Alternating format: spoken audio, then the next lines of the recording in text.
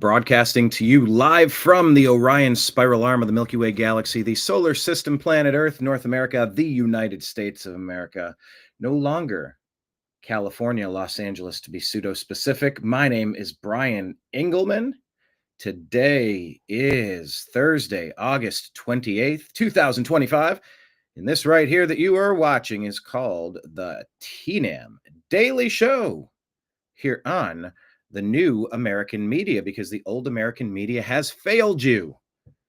Thank you so much for being here. On today's program, we're going to ask the questions and find out if you agree or disagree. So I guess we would make the statement and then ask if you agree or disagree with the statement.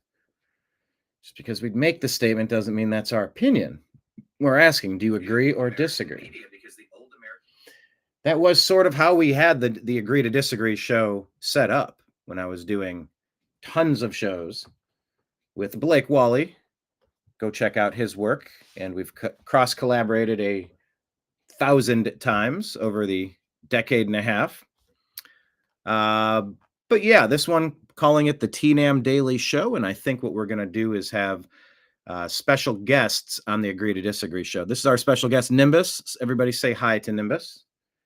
If you would like to contribute to his $110 monthly medicine that puts the pep back in his step, aka help fund the new American media, let me put up on the screen where you could do so if you would be so inclined. We're on Patreon. Thank you to all of our members who have signed up for maybe $10 a month or $15 a month or $100 a month, $1,000 a month, whatever it is. It's all super appreciated and it all goes a long way. Thank you. We're on Patreon at the New American Media. And we also have the tip jar.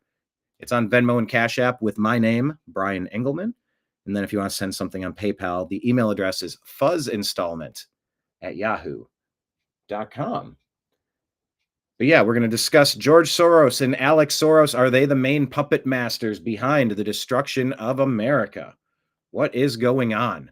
Well, President Trump thinks maybe they should face RICO charges for a vast criminal conspiracy. And after looking at who the Democrats are and what the NGOs are and where the money laundering has been occurring, you know, it might be Hi, Nimbus.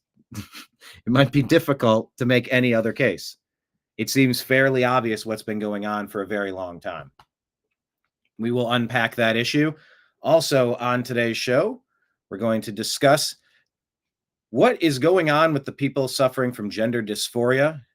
Does America need to support those people suffering with clinical care? Do you agree or disagree with that? Do you agree or disagree that DNI, Director of National Intelligence, Tulsi Gabbard, will prove that the 2020 election was rigged? RFK Jr. will expose the main cause of autism spike. Do you agree or disagree? These are the topics and more that we're going to discuss on today's program. So please hit like, please hit subscribe, please put your comments in the chat. Hello, John. Thank you very much for being here today.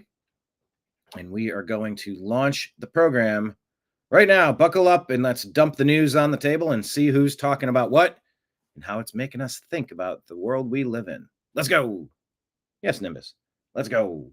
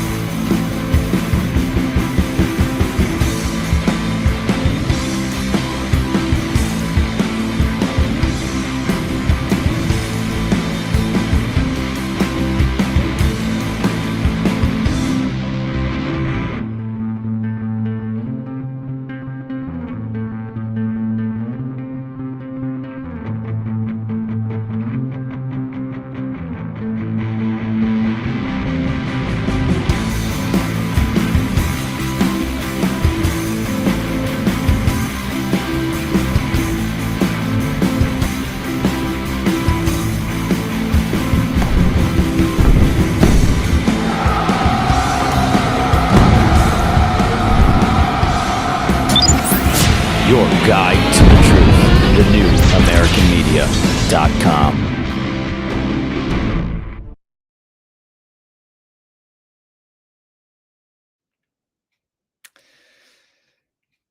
Do you have animals? Question of the day. Type it in the comments.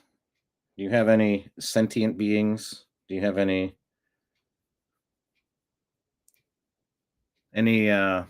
pets in the domicile wherein which you reside? Nimbus is being very I don't know. I don't know if it's needy. I don't know if it's loving. He's just been he's been in good spirits the last couple days, like really good spirits. But yeah, he has been struggling. But shockingly enough, it is an mRNA injection that's helping him.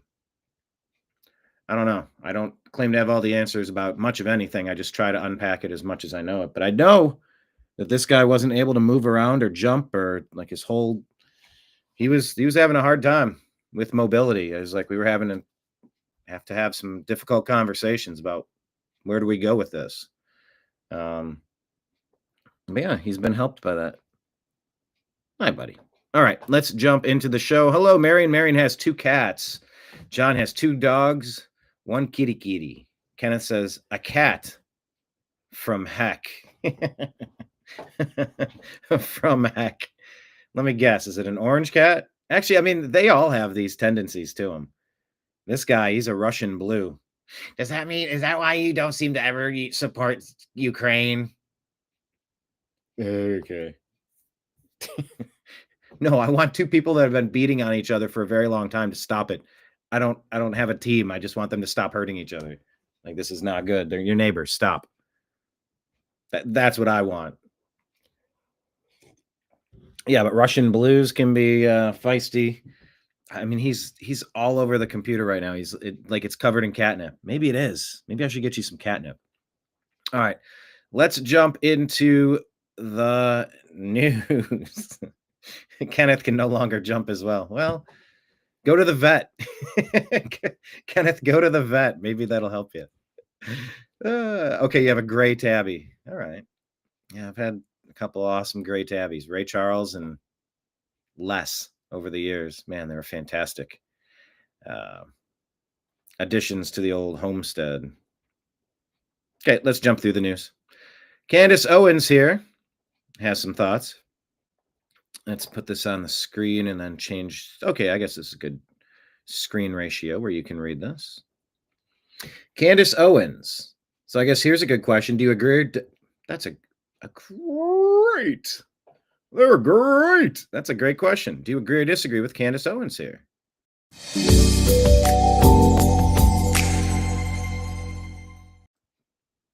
She says there is absolutely zero reason to believe that MK Ultra program ever stopped.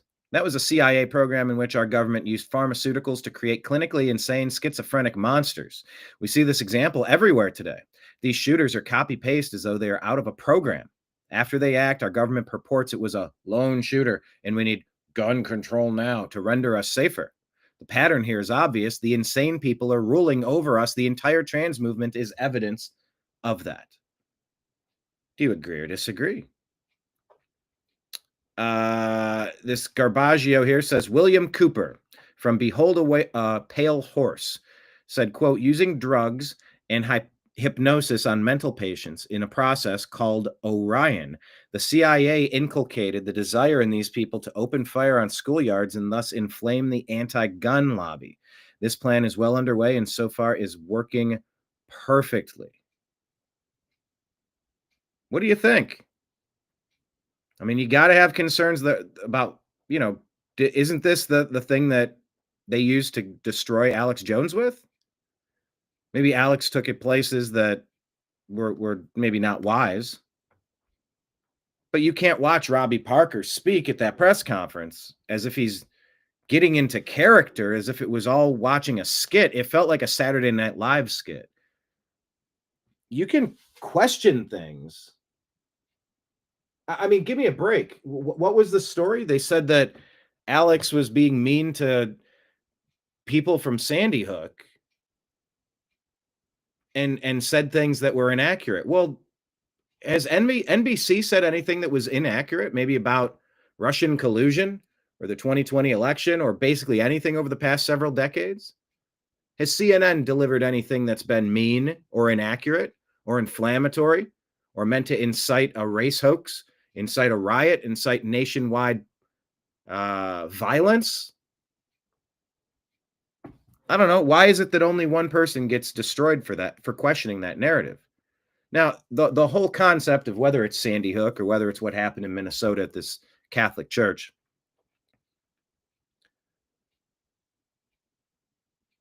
there's a few branches to this.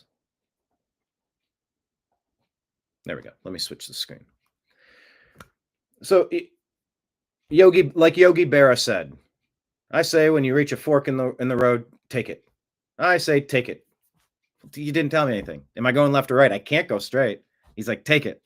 And it's like, yes, it's brilliant and it's ridiculous, as only Yogi Berra could do. It's so great. Either something happened or it didn't happen. Okay, so if it didn't happen, that could be a false flag that was a staged event that never actually happened with people that were not actually involved.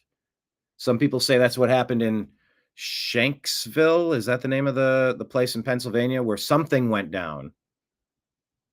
But that plane and those people were not there. I've heard that said. I've heard it said that what hit the Pentagon was not a missile, or it was not a plane, it was a missile. And those people on that plane never made it there. Speculation, ideas, hypothesis, theories, what ifs. Yeah, we're allowed to play the what if game all fucking day. Don't tell me I can't play the what if game and just think about things. I have a rational brain, and I have a conspiratorial sensor. If I sense that something is likely or potentially a jackpot, likely or potentially not what it's claiming to be, I have every right to investigate every angle of that. So either something happened or it didn't. I think Alex was saying it never happened. And you watch Robbie Parker and you're like, if something like that happened to my child, I could never act that way 10 seconds before taking a few deep breaths before getting into a character and appearing to completely contort my emotions in that moment. Now, maybe, and look, I'm willing to raise my hand and go, I am the king of inappropriate humor. Sometimes I like to distract from situations with levity and humor because I don't want to wallow in the bad stuff. And maybe I would find a moment to crack a joke, or maybe someone would say something to get me in better spirits. And then I walk out and then, there's 100 people over here. They're filming. They're ready to get my press release. But here I am coming out laughing and laughing. But then I look and go, and I have to take several deep breaths. Hello, my name is Robbie Parker. And you begin acting as if you're literally in the act of crying, which you could be in a bad mood, but we just saw you're not in that headspace. What are we even watching? We're allowed to talk about all this stuff. I think some of the frustration was that Alex called specific people out and maybe encouraged people to harass them or something. I'm not entirely certain because I've never really been a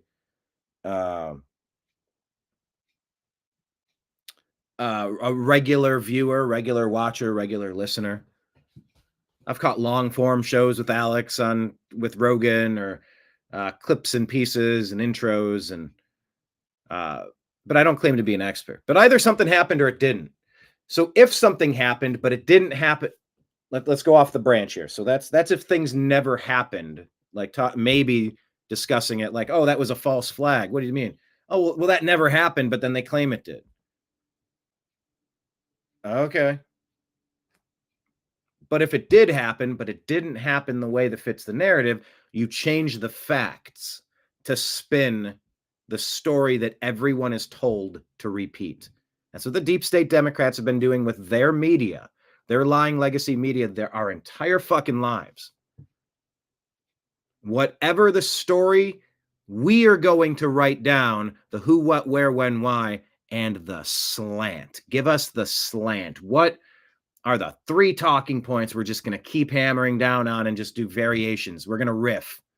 We're going to do some stand-ups, a little improv, jazz hands. Who am I? Gavin Newsom.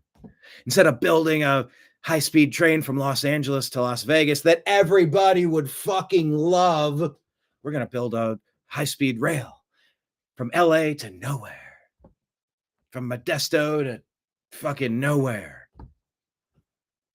Do you know how many people would use a train?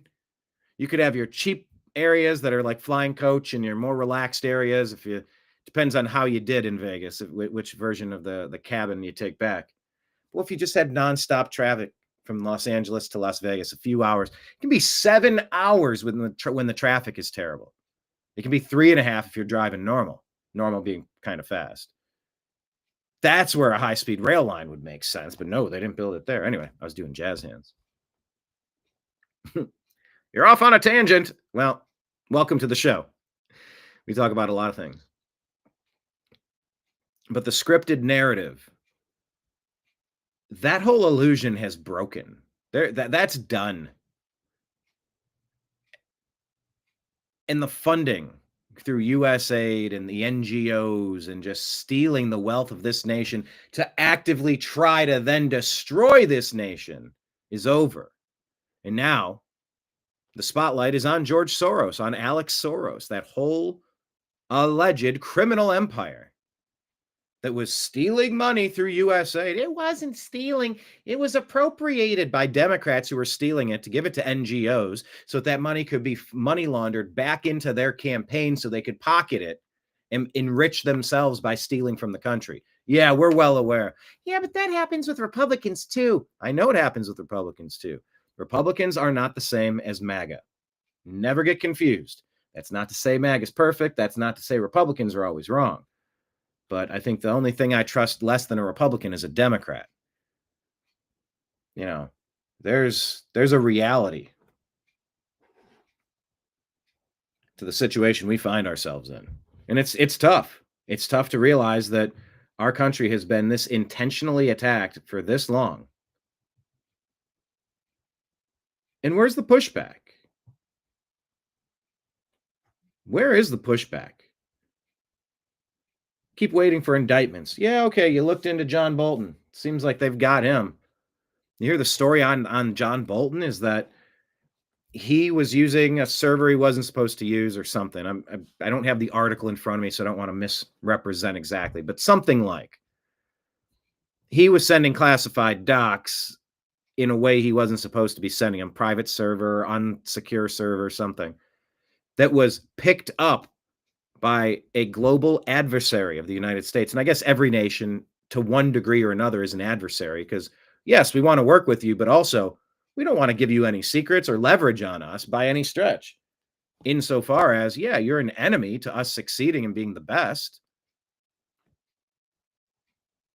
Which, by the way, is the antithesis of what the deep state Democrats are. They're globalists, and they do want to bring America down. They want to make it harder and harder for us to survive. They want to bankrupt us so they can personally enrich themselves. So in a way, yes, the deep state really is on the opposite side of that.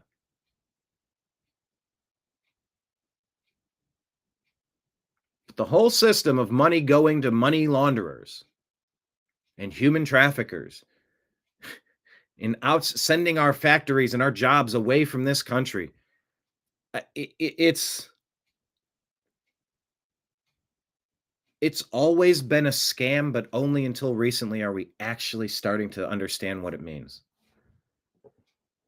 And so when we see, back to Candace Owens here, when we see yet another shooter that's suffering from gender dysphoria in a state where they're encouraging people to just dive right in. You're experiencing gender dysphoria. That's fantastic. We celebrate that here. We celebrate that. It's in the Diagnostic Statistical Manual, the DSM-5, DSM-4, DSM-5. Gender dysphoria is, it's a break with reality. It's been said, if you know someone that says, I am Spider-Man, I'm going to jump from this building to that building, and I'm going to shoot a web out of my hand and go catch it and go swing from that. What is the moral obligation? If you experience someone you care for, even make it even closer. Make it a close family member, a friend, a coworker, a neighbor, someone you know, and they bring you up to the 45th floor and they say, "Hey, I want to tell you something really cool. Check this out." Opens up the window, the wind gushes in, the drapery is flapping in the wind. You're like, shh. That person hops up into the window and says, "I've been waiting to tell people for a long time, but I'm Spider-Man. See that building over there? Check this out. I'm about to jump, shoot a web, and swing all the way over. Here, real quick. I got a tripod over here. Can you do a zoom in on my face real quick? And then when I say this phrase, I want you to zoom out and kind of pan over and watch me do what I'm about to do. Ready? 3. Just go right over. You press the button when I say, when I count it down. Ready? 3, 2, hold on. What are you saying? What would you say to your friend? What would that voice be? "Hey, we support your affirmations here, pal. If you think you can do it, by gosh, you can do it. I believe in you, buddy. Surely you must be Superman because you're saying it with conviction." A lot of people say stuff with conviction that need help. Do you help that person and say, "I have a few questions about the cinematography here. Can you get down for a second and let me just I just got really cold. Look, I'd love to help. I gotta get a long sleeve shirt and some gloves. I have an idea or two about let me just close this. Come on in. Come on down on both feet inside here, real nice and safe. Let me just close this, shut it. By the way, can you hand me that on the counter? Yeah, it's just that thing right there. It's one of those master locks. I'm just gonna put this on here real quick just to make sure this stays closed for a minute while we kind of figure out what we want to do.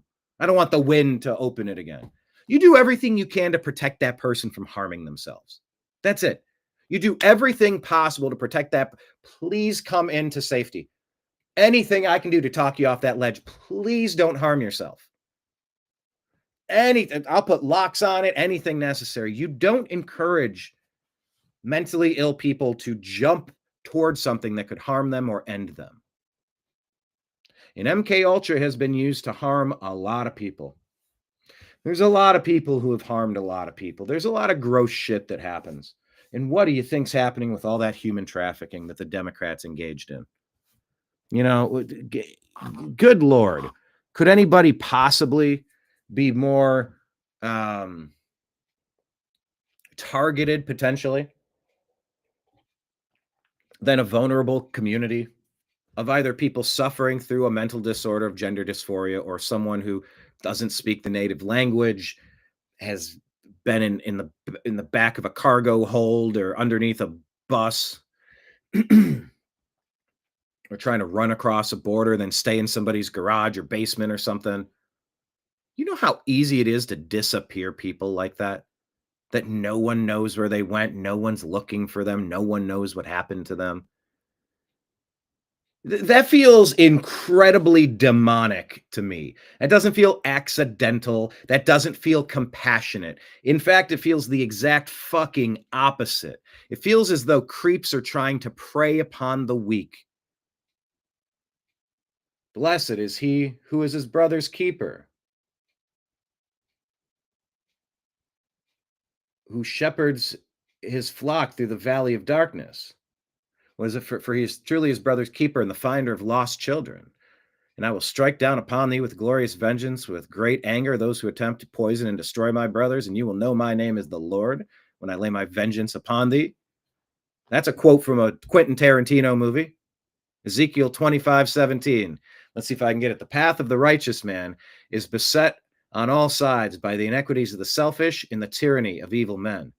Blessed is he who in the name of charity and goodwill shepherds the weak through the valley of darkness, for he is truly his brother's keeper and the finder of lost children.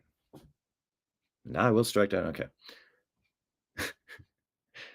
I do know that phrase. I do love that movie. I have watched that a couple of times, although I haven't watched it in a long time, and it's been on my list. I want to watch Pulp Fiction again. By the way, reminder, please purchase your favorite music Have physical copies of the things that you love, your music, your movies. Don't just rent something from a streaming service. If the grid goes down, that stuff disappears forever. Keep some copies.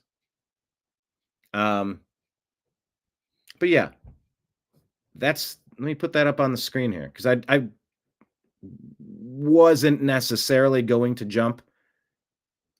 But here's the problem with these stories. We're talking about George and Alex Soros. We're talking about supporting those who are suffering from gender dysphoria with clinical care.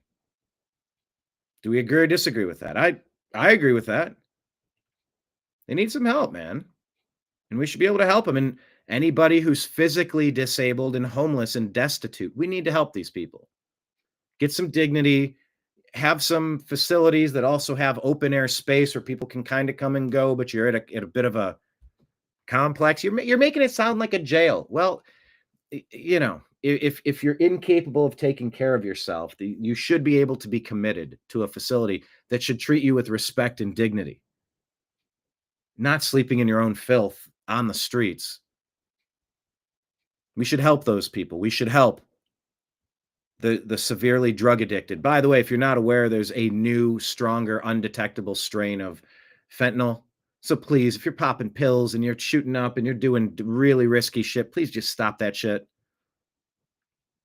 Once again, trying to talk you off of the ledge because I care about you.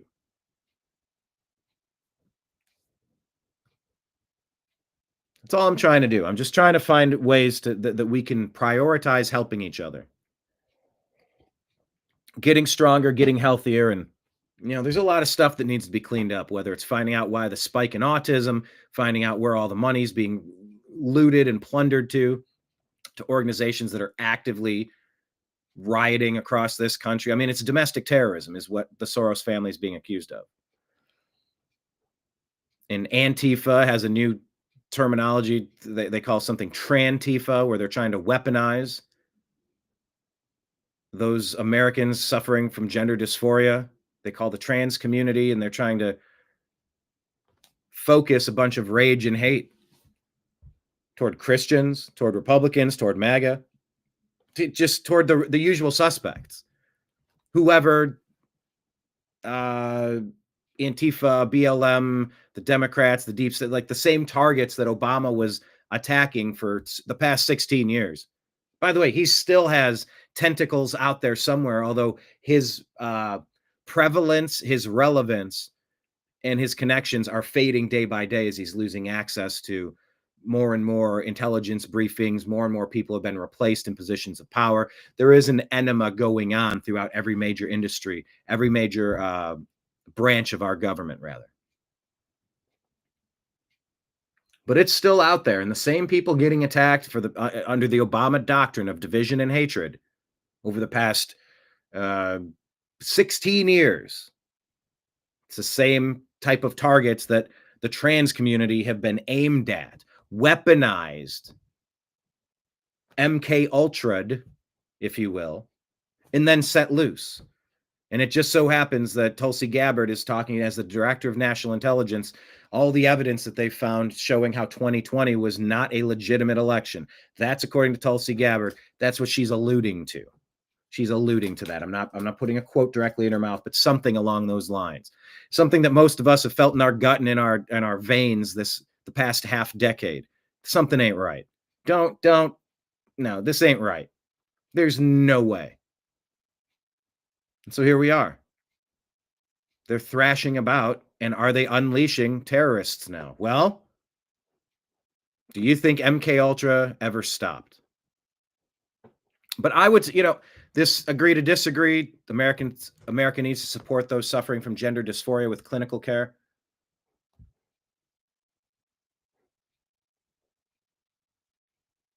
Yeah, I do.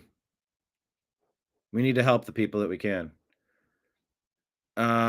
Hang on, I have to answer something from my Restream studio. Still don't quite understand all of this.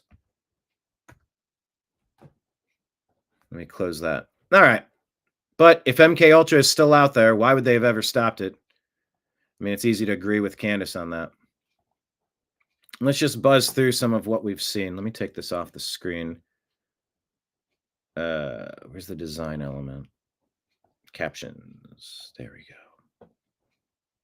By the way, please hit like and subscribe however you're watching. Share the show on X or Facebook, or grab the copy of it, however you're watching, and invite somebody through text. Try to text one person and go, hey, we're watching the news. We're unpacking the news. Will you join us in the comments? We want all of the cool kids to be watching the show in the same place. But the ways you can watch, scrolling at the bottom of your screen, the New American Media is on Instagram, Facebook, Truth Social, Rumble, Odysee, Twitch, Kick, DLive, and YouTube. It's at the New American Media. We're on Telegram and Signal at TNAM and TNAM Chat, on X at American_Media_, and subscribe to our podcast. You get that by looking at the Agree to Disagree show on Spotify and Apple. That encapsulates, that will include the TNAM Daily Show. Also, we did just do an episode yesterday of the Unhappy Hour Sports Show here on the New American Media. Izzy and I, Ezrael Robinson and I, had a 2025 NFL season preview show. In 5 minutes into the show, I got a call from my good friend Clint. We co-manage a team, a fantasy football team, and we had our draft in 5 minutes. So I said, all right, just stay on the phone and let's do the draft on air, because we were already live. So the first hour 15 was us drafting. Who should we pick at which position? And so that was kind of fun. But then we went into breaking down who we think, what we expect out of this upcoming football season. So stay tuned. That content is out there. We also have a podcast called The Unhappy Hour Sports Show, and we have the Unhappy Hour Sports Show in all of the places as well. So find us there. And Strictly Football will come back for season 2. I think we did 23 or 24 episodes last season. Mike Barra, myself, Jim Mitchell, and maybe even Ezrael, before he deploys into the military at least. Maybe he could jump in for a couple of episodes. But that will be Tuesday, Strictly Football, 6 p.m. Eastern time. Be there or be square. Looking forward to that. All right. Let's see. Let's buzz through a couple comments. There we go. 2 cats. Kenneth can't jump. There we go. Great Tabby. What's your Great Tabby? Gun control to Major Tom. What is your cat's name? Is your cat's name Major Tom? No, I don't think so. David in Ontario. What is up? Race Ghost Coast to Coast. You know, my very first introduction, well, not my first introduction. Well, I guess it was. I just said that 3 or 4 different ways. I went to a filming of a live episode of Coast to Coast AM, but they did it on the Queen Mary around Halloween, I believe, and they called it Ghost to Ghost. Ghost to Ghost AM on the haunted Queen Mary. Years ago. That was kind of fun.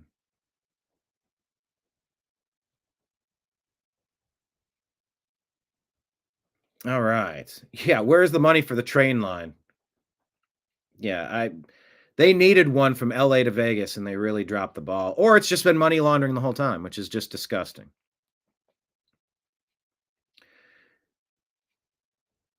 Let's see. No, John, you're not Spider Butt, and we're not guessing where you shoot your web from.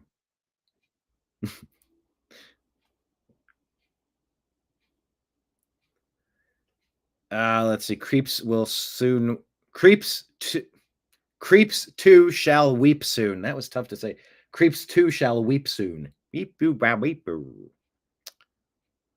Kenneth says, got a lot of original CDs and cassettes and LPs. Yeah. That's the type of stuff I collect at garage sales or estate sales from time, if it's the right kind of stuff. David is still waiting on big arrests. Raise your hand if you are also waiting on some big arrests. Kenneth saying maybe a September 1st deadline, perhaps. David says, I really hope so. It's getting depressing just watching things fall apart. Yeah, up in Canada, you have so many problems there, like the UK. Except you don't have a spine and you don't have a Trump. That's how we felt under Biden, like under a conquered nation that seized control in a coup in 2020. That's what it felt like. Watching Obama destroy as much as he could, steal everything not bolted down. for 16 years, working behind the scenes to thwart the first entire term of Trump with fake impeachments and hoaxes and Watergate on steroids and seditious conspiracy and staging a coup and the multiple coups, multiple assassination attempts. It's just, yeah, I feel bad for Canada because you need your Trump, you need your Pierre Poilievre. Or did Pierre screw up too bad? I don't understand what happened to him. I thought he was easily going to take control of your country, and then it just didn't. Is it that you don't have control of your voting system either? Yeah, of course, it's probably worse living in Ontario. Prime Minister has brought back the carbon tax. Oh, for the love of God, tell him to stop stealing your money. Carbon feeds the plants. Tell him to stop being like, that's a mental illness as well. That's climate dysphoria. Climate dysphoria. Or it's just a scam to steal your money. It could be both, too. Or they could actually believe it and they work at an NGO that's paying them to keep saying it. So the money that's being stolen is funding the person who's forcing more people to try to go along with. Like, it's a vicious cycle. You got to grab the money to stop the incentive. David talking about the people on the streets. Do they want the help, though? You know what? Doesn't matter. You can either be forcibly committed. That's jail. Some form of a halfway house of jail where you're incapable of taking care of yourself and we can't allow, you're a danger to society on the streets. Do they want the help? I mean, the goal is to help people get off of drugs and realize like you have a life and you have a value. We need to work with you on that. Kenneth is telling David to bail from Canada soon and move to Florida. David was just thinking that. John says he fell asleep 30 minutes in last night. When it gets dark, I go out. I woke up and you were still on. Oh my God. I know. We did a long show. We did but look, this is how I was trained. This is how I was raised. I am a coast to coast AM guy. That's 10 p.m. to 2 a.m. That's 4 hours a night. That's easy to do. A 4-hour show, especially if I had a production team that could help on the sides and help coordinate the tech and sort out all the guests every night and line things like my kingdom for a partnership with a competent group that could help me blossom. Holy fuck. Yeah, that sounds fantastic.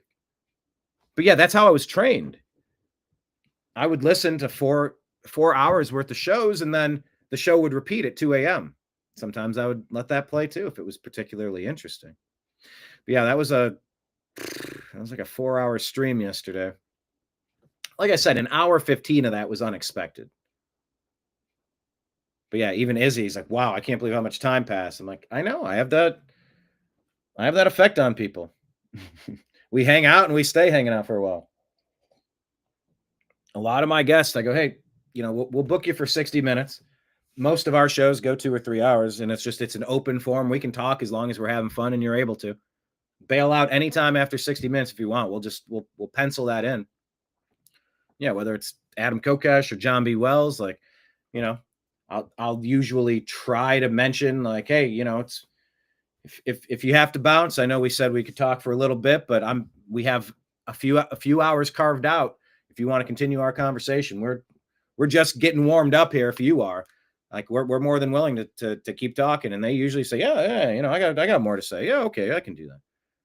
And then you blink, and 3 or 4 hours have gone. You're like, damn. But that's pretty good. Look at people raising their hands. That's nice. Raise your hand if you're ready for arrests. Obama arrest already. Oi. Yeah, Al Gore and his carbon credits. But did Al Gore have rhythm? I know, what a weird thing. Like, I never really said the words algorithm. Al Gore, really, you just see him dancing, like the dorkiest dance ever. All right. Is he real or AI, though? I know. What if I had an AI guest? I think Dave Rubin did that this summer. He takes a month off. I think he has an AI hosting his show. I'm not sure exactly what that would look like, but I should check that out. All right, let's buzz through some of this stuff. Ryan Dawson here says some tranny shoots up a and by the way, why did that become an alleged bad word? Transvestite was shortened to tranny. It was just condensed. Ba ba ba or ba ba. It eliminates a syllable. Like that's never been a bad word. It's just the word police got so abusive to so many people over the past 16 years of the Obama doctrine. Just to terrorize everyone into silence. It's like, well, fuck, if I can't say anything that I believe, I better just sit down, shut up.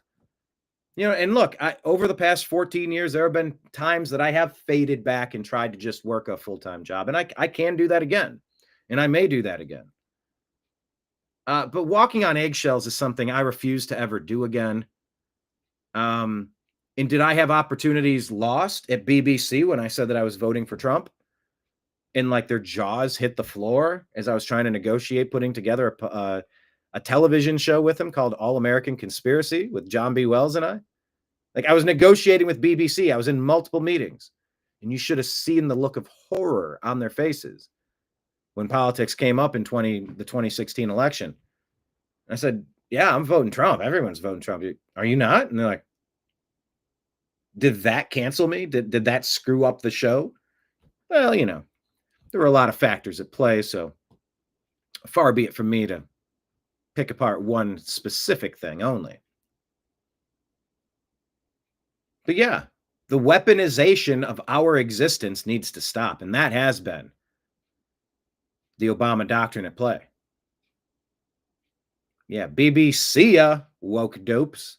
What they specifically said is we're going more for lean back television now instead of lean in television.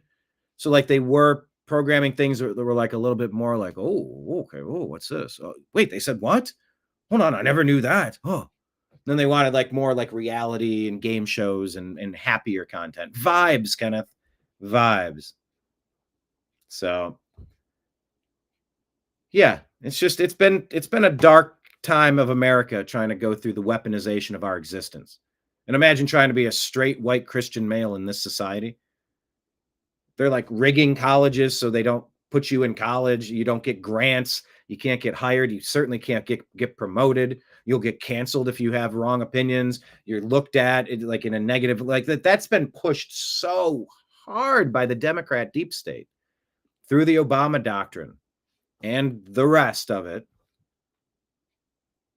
It's been a weird chapter of American history that we're emerging from. It's like, well, bad things happened in the past, so we need to be really bad now. That's how we fix things. You're like, huh? It's not how you... Well, that umpire was terrible in that last game. So this game, we're going to be super bad now. Now, I know there's some of that, especially in sports leagues now where it's rumored that gamblers have a script and they know who's going to win, and the referees definitely make sure that their preferred teams get the calls, and they shave the points off the sides, or they make sure the series gets extended to 7 games to make more advertising money because it's just entertainment. I think that's the stuff people really just don't lie to me. Just tell me what's going on. So let's see what's going on here. Ryan Dawson says some tranny shoots up a Catholic school. I mean, how do you target a Catholic school without it being what the deep state loves to call a hate crime? Find me a crime that's not done out of hate. Aren't almost all crimes committed out of hate?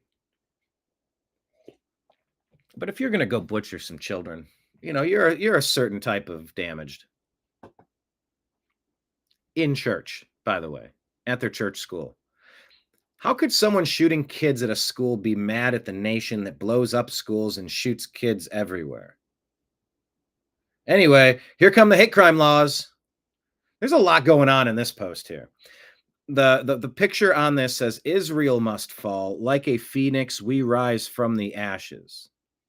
I mean, doesn't this feel super scripted and dopey and weird and dumb and maybe fake? That's not to say it didn't happen, but it's very choreographed like a Hollywood movie. What are we really watching here? All right, so what is Ryan saying? There's a lot going on here. Comments. This has Mossad written all over it. Black Swan. Nice little Easter egg.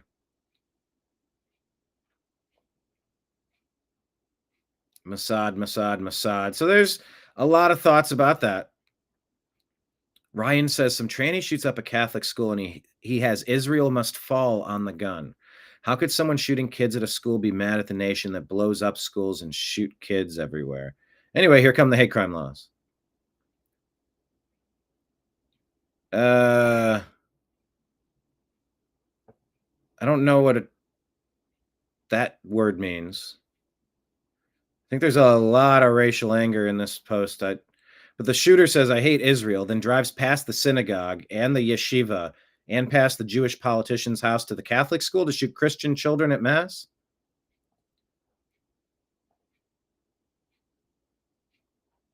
So if you're going to write, I hate Israel and not attack a synagogue to go shoot Christians, what is the intent? Is that just to make... I'm just going to type, this is getting a little confusing.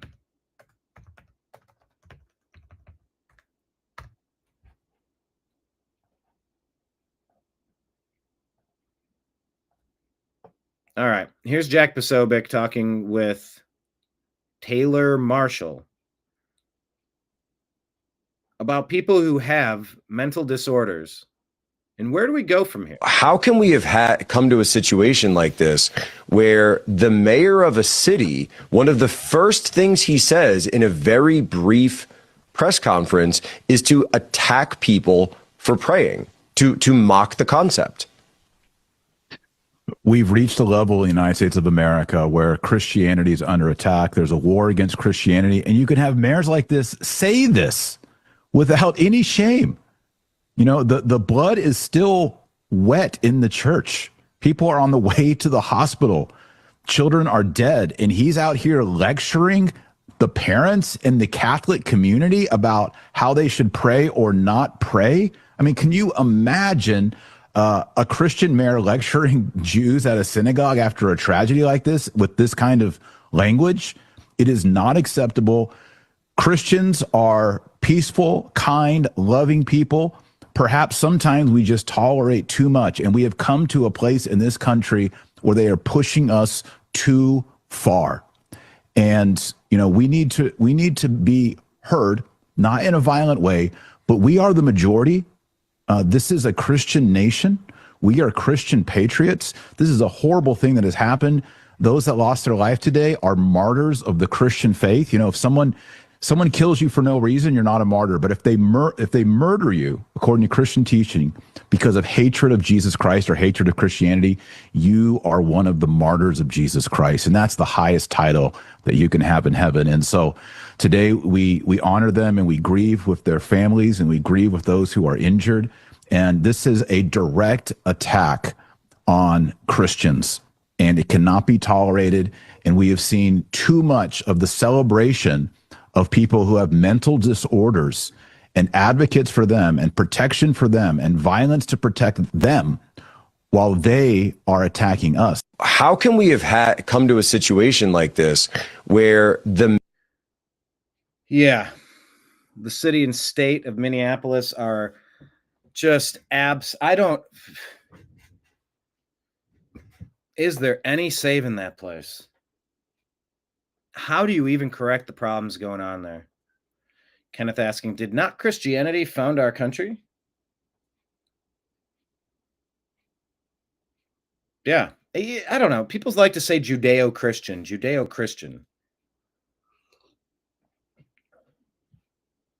But it was Puritans. It was Christian settlers.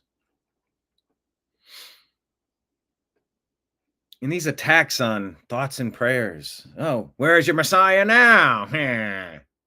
Where's your Messiah now? Wiggum. I need to watch a few of those, but I used to do a pretty good Wiggum. Where's your Messiah now? I ate the purple berries. Tastes like burning. I really do need to watch some more Simpsons. It's been so long. But yeah, just attacking Christians, this is exactly what I'm saying. Straight right Christian male, like these have been the main targets of the deep state Democrats for decades now. I can't imagine why you would target there. I mean, unless you're talking about a literal battle of good and evil, heaven and hell, God and Satan, well, like however you want to, yin and the yang. He's the sober yin to my raging yang. Kenneth, what are you laughing at? My Wiggum or my Ralphie? Or something else? Something else. Something else. All right, so this post here, let's check in and see how France is doing. Radical Arderuk says, the penny has finally dropped in France. What does that mean? The penny has finally dropped. I don't know the phrase. Meaning of the penny has finally dropped. I don't know what that means. Let's look that up on Grok. Means someone finally understood or realized something after a period of confusion or delay. It often implies a sudden moment of clarity or comprehension, as if mental block has been overcome. An aha moment, if you will. The expression comes from the idea of a penny dropping in a slot machine, triggering an action or a result. The penny has finally dropped into the slot machine. For example, if someone was struggling to grasp a concept and then suddenly gets it, you might say the penny is finally dropped. Okay. I was not familiar with that phrase. But is France waking up to the organized chaos from, people like Soros have been accused of doing this globally? The man who's overthrown the Bank of England. He loves destroying nations.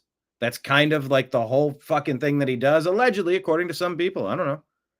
But please, can we have this case out in the open? Can we indict? Can we figure out, is there anything to all of these accusations or not? Can we get a final ruling and a determination? Is this guy the main puppet master, George Soros and Alex Soros, behind all the chaos around the fucking globe, or is he not? I would love to know.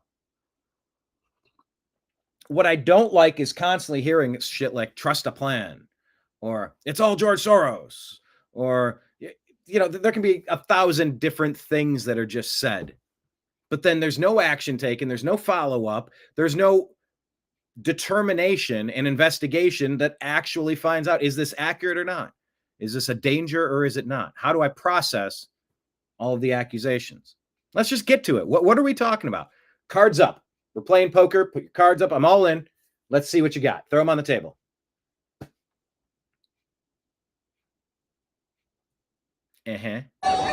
So the penny is finally dropped in France. They too have now had enough of these incessant pro-Islamic terrorist demonstrators. I don't know the context of this. And look, by the way, never be so foolish as to believe that a share is an endorsement. Like, don't be dumb. I'm not saying that Kenneth or David or Marion or Patriot Warrior, John Boy, I'm not saying that about any of you. I'm saying that about other people that show up and might find us for the first time. Might find our content for the first time. I watch these videos, and as we chit-chat about it, what's the very first thing? Okay, number one, I don't know the context of this. The person posting this is claiming that France has had enough of incessant pro-Islam terrorist demonstrators. And that's what you're watching here. Maybe that's true. But my very first thought is, I can't verify this. How do I double check this? But let's take a look at what's being accused. Double check what they're saying in the comments. It says, Viva la France. Take back your country. Le Pen's party must win next time. Finally, yes, liberalism is toxic and it invites toxic ideological thinking. Well done, France. England stands with you. Free Europe. Good morning, France. Police, good job. You banned Marine Le Pen. This is what you get. You better hope she's available at the next election. France is in too deep. Didn't they just open their borders to Palestinian refugees? It's about to get way worse. There's all of these comments here. Let's watch. Riot police arresting.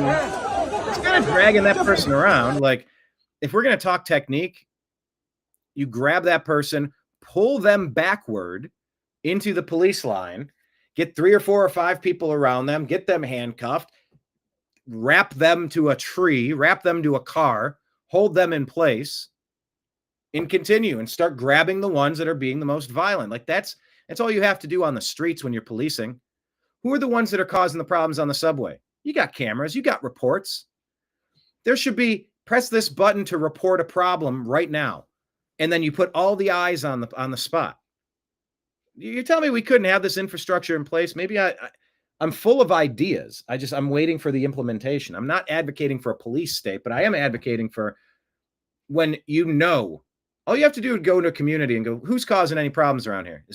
Is everything great, or is there anyone causing problems? Just ask. They'll tell you exactly. It's that lady right there. She's doing this, this, and this. And that's not like, oh, see, we would have known if you were a Nancy sympathizer. Would you have ratted on your neighbors?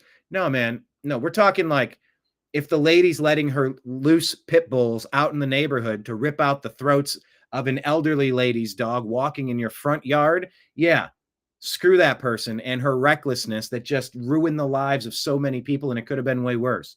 Yeah, go get her. Oh, that happened to me. Yeah. Yeah. These aren't, oh, you would snitch on your neighbor? Excuse me? The neighbor that just broke the non-aggression principle and wrecked our community? Yeah, that person needs to be held accountable for what they're doing. Consistently having problems? Yeah, that's a problem. It doesn't take long. But when you're in a riot, you can see who are the first couple of people that are being the most aggressive. Grab them. All right, now that those 2, 3 are gone, who's next? Grab them. If they start seeing that there's a repercussion for their actions, a lot of them are they're going to think a few times before they chuck a bottle, before they escalate. But if they see that the cops are just standing there being told, absorb it and don't do anything back, what are you encouraging? You're encouraging the overthrow of your country, of your city, of your state, of your nation. It's just,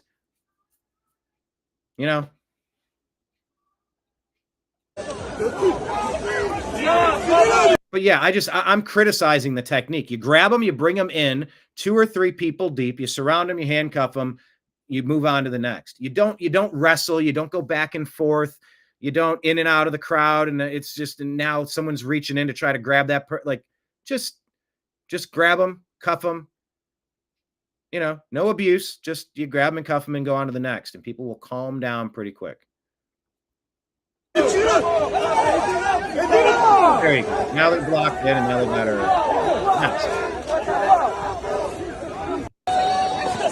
But I don't know the context here. Dana Bash, she's gross. I mean, he's expressing something that I know you feel, and Dana Bash on CNN. Is that Amy Klobuchar? Here they go. Bash prayer, bash faith, bash Christianity, bash goodness. Most people feel, which is a combination of sadness, but raw rage. That forget it. Raw rage. Is she implying that most Americans are feeling raw rage at the trans community, at the anti-Christian community? Forget about thoughts and prayers. These kids were literally praying when they were murdered through a church window. It's unbelievable. And Jacob, the mayor, and his wife Sarah just had a second baby. So I know he knows this just gutturally of how this feels. I mean, he's expressing something that I know you feel, and most people feel, which is a combination of sadness, but raw rage. this rage. As you know, forget about thoughts and prayers. These kids were literally praying when they were murdered through a church window. It's unbelievable. And through a church window?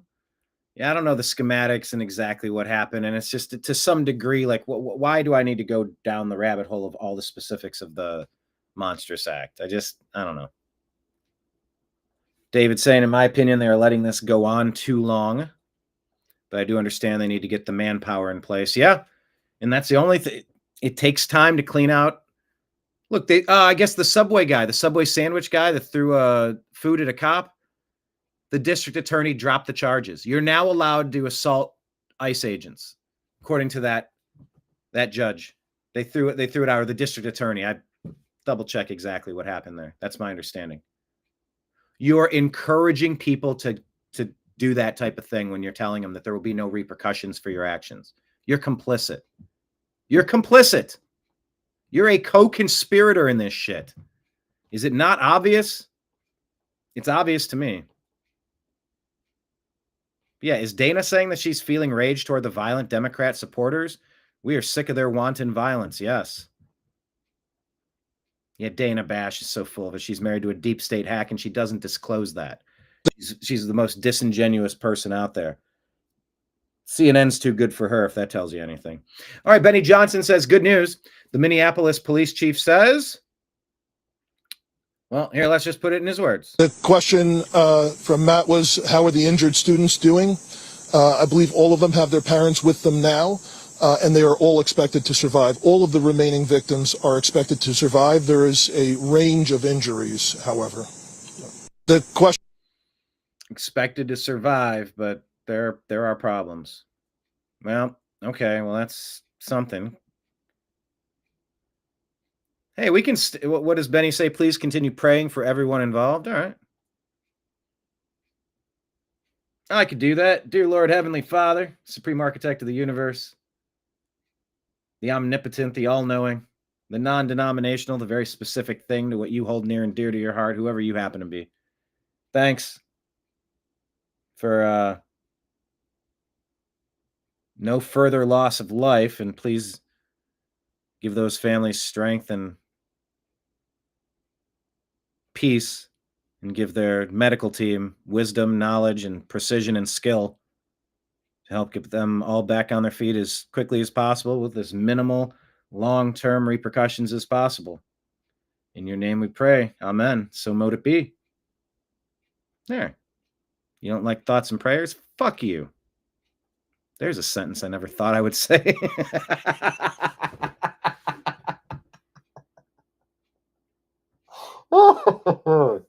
You don't like thoughts and prayers. Fuck you. I didn't know I was going to say that, and that was pretty funny. I'm my own biggest fan when it comes to comedy, by the way. This harmony.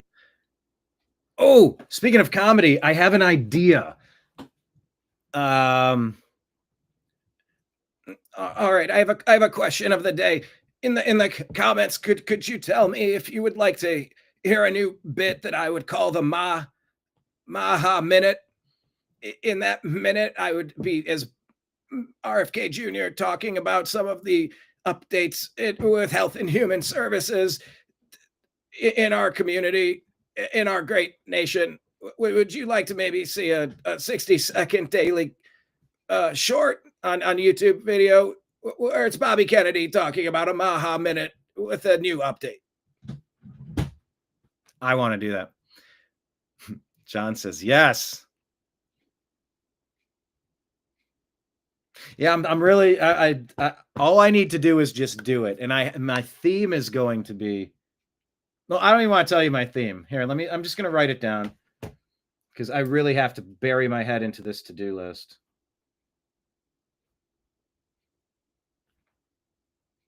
My Maha Minute segments. Because our press secretary does our MAGA minutes. I haven't seen those lately. Those were good. Carolyn Levitt, and here's your MAGA minute. This was done this way. It's just great. Like, that's how you would run something if you cared and you were competent. We did this. We did this. We did that. Hey, success is here. Success is there. Hey. And it's like, hey, I feel good about things.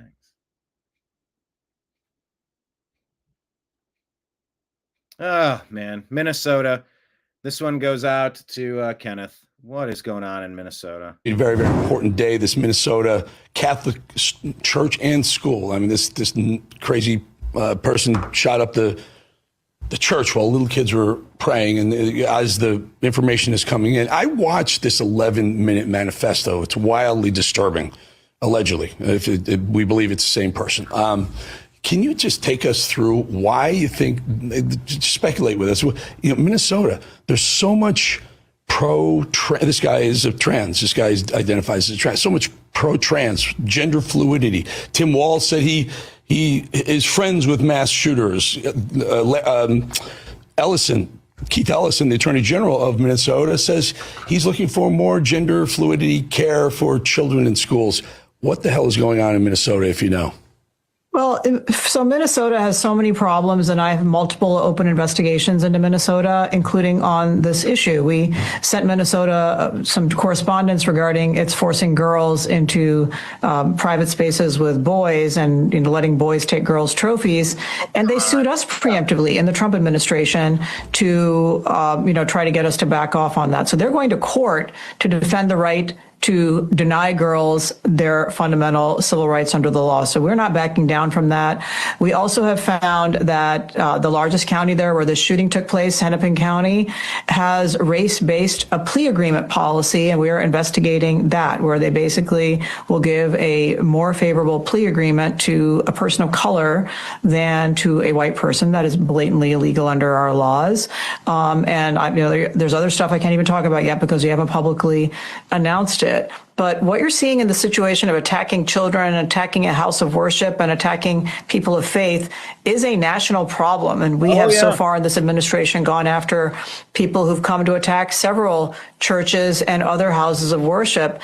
This is a growing problem in our country, along with the trans issue, because both of them, in my opinion, this hostility to faith and hostility to science and truth and the true sex of people they're different forms of Marxism and nihilism. They're really trying to destroy society, destroy fundamental beliefs, and then rebuild people in a godless way. And that is a huge problem, particularly in a country established by people of faith and in which the First Amendment protects the rights of people of faith. And this Harmony, very, very important day, this Minnesota Catholic church and school. Yeah. I mean, it's just a weird time. I don't want to fixate it on it too much, but we got to just sort through what's going on. So as these narratives pop up and people are going to try to push their ideology, have an idea of where it's coming from. Mary Margaret Olahan says 2 years before a shooter opened fire on students attending daily mass in Minneapolis, the leaders of independent and Catholic schools in Minnesota begged Tim Walz for help securing their schools. Did you know that we've heard this a lot over the past day or so? Is that fair? The funding was never authorized. Is that something that you could fairly pin as a failure on Tim Walz? I don't live there. I don't know about that off the top of my head, but it certainly is what they are saying. And, I am all in favor of taking out the garbage as much as possible with these terrible deep state Democrat politicians and making sure they never get elected again. The anti-American, anti-common sense monsters of that Democrat Party that just, if you could imagine something being backward, they do it backward. I want them out of office too. But I want to be fair, sort of. I mean, ends justifying the means. I don't know. I'm open to interpretation on this. Their funding was never authorized. Well, let's dig in. What does it mean? By the way, this is, as I talk to you, I'm unpacking the stories and I'm telling you how I process it. If I keep hearing it and I start hearing more information and I can piece it together and it hasn't been thoroughly debunked already, I can't do deep dives into every issue. It's touch and go, touch and go, touch and go. But yeah, this is how I process stories. Mary Margaret Olahan says their letter that asked Walz to help secure non-public and religious schools came 1 week after a trans-identifying shooter killed 3 children and 3 adults in Nashville at Covenant Christian School because they're being targeted. Meanwhile, in April of 23, the same month the letter was sent, Walz signed legislation establishing Minnesota as a trans refuge, promising to protect those seeking gender-affirming care. You can call it gender-affirming care. You can also call it unnecessary genital mutilation or extremely experimental and potentially risky high-dose hormone game of craps, game of dice. To call it gender-affirming care is just so... you're not really saying what it is. It is you start pumping people with hormones that don't belong to them, that causes radical shifts. That's biology, that's science. You want to look at me and say, trust the science? You pump somebody full of hormones that aren't theirs, you are changing that person, and potentially not in a good way. And if you want to start slicing and dicing healthy body parts, pause. You need to make a case as to why you think this is something. I have not seen data that has been overwhelmingly convincing that this helps anybody to the degree where you would change a policy because of it. Maybe there's a couple of cases. Maybe there's several cases. Maybe there's 10% of cases, 50%. I don't know. Maybe there's some amount of cases. There's a lot of cases of people that sincerely regret having gone down that path. We now know that the shooter, Robert Westman, is a trans-identifying man who identified as a woman and legally changed his name in Minnesota with his mother's sign-off. I mean, the mother was along for this process instead of saying, I don't think you're Spider-Man, honey. I love you, but let's maybe think this one through. The mother signed off on it. I think it's 17 years old. Maybe you should let people wait until they're 18 to make their decision and let them make their decision. I don't know. It's all just... The Real Grit podcast says it turns out someone who feels victimized simply for existing in the body that God gave them is a threat to society. Read that again so you can read it. I had to change the aspect ratio. Turns out, according to Real Grit podcast, turns out someone who feels victimized simply for existing in the body that God gave them is a threat to society. Denver shooter trans, Aberdeen shooter trans, Nashville shooter trans, Philadelphia shooter. I can't read the rest of these. Oh, there you go. Non-binary, trans. And they've been told to hate. They've been told they're hated. I don't know many people that say you're hated. It's like, we don't think you're Superman. We don't think you can change your biological sex. Gender's just a construct. Man, do whatever you want, man. I don't keep it to you. I don't care. What do I like? I don't see a boiling rage or hatred for you expressing yourself how you feel like doing it. It's a lot of the other stuff that comes along with it. I don't know. But yeah, it's been a organized campaign to convince people you're a victim for existing in the body that God gave you. And that's what the Democrats have pushed, the deep state have pushed. They tell black people that you're hated for who you are, but luckily I am a white savior. I'm a white knight. I am the bleeding heart liberal, the white, the wimpy white, who will convince you that you're a victim instead of trying to get you help by saying, look, I can tell you about the past 100 years, the past couple thousand. It's a story of a lot of woe and tragedy. And in fact, people that share some of your characteristics might have had a hard go of things in a lot of places, actually much tougher in Africa today. So in some ways, America is, actually in all ways, if you had to pick a country to be born in, I would say America, you hit the lottery here. But right now, despite how bad things were, pretty much everyone has an equal shot at success. You just got to work hard, make good decisions. Let's go. Let's get you some help.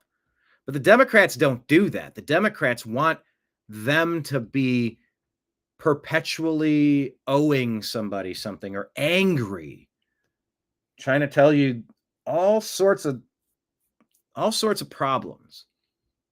Oh, everything's stacked against you. You don't have any chance.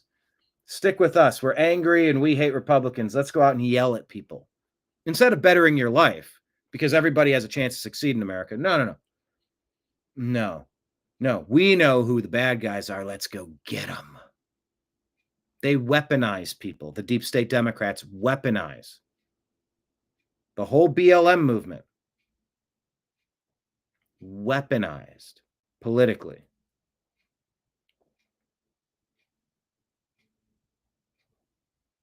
John says, being fair has gotten us to where we are today. Kenneth was just in Minneapolis weeks ago. Yeah, I know, that's right. I was like, where's Kenneth? Someone sent him a message. Kenneth says his mechanic claims that this is all a transmission. There you go. All right. But yeah, convincing people that you're victimized because you exist in the body that God gave you, that is a toxic ideology. That is demonic shit to tell a human being that you allegedly care about. Hey, you're awesome as you were built. You're good. You're good enough. Stop. Like, you're loved. You can be you. Yeah, but I love somebody who looks like something. And it's just like, you can do that as a guy or girl. That's fine. Yeah, but I sometimes feel like I should be wearing a dress. Buddy, you can wear a dress. Everyone hates me. Dude, most people don't really care. Well, then why can't I be on the ladies' swim team? Hold on. You're telling me as a 16-year-old I could have hung out in the ladies' locker room and been on their swim team with them? I mean, maybe that would have been a lot of fun. But no, that's their private space. Leave them alone. It's just this whole conversation. It's sad that people are trying to convince people they're victims instead of potential victors. And whether you call it MK Ultra, radicalization, weaponization, people are at risk. People are being manipulated by the deep state Democrats, and it's disgusting.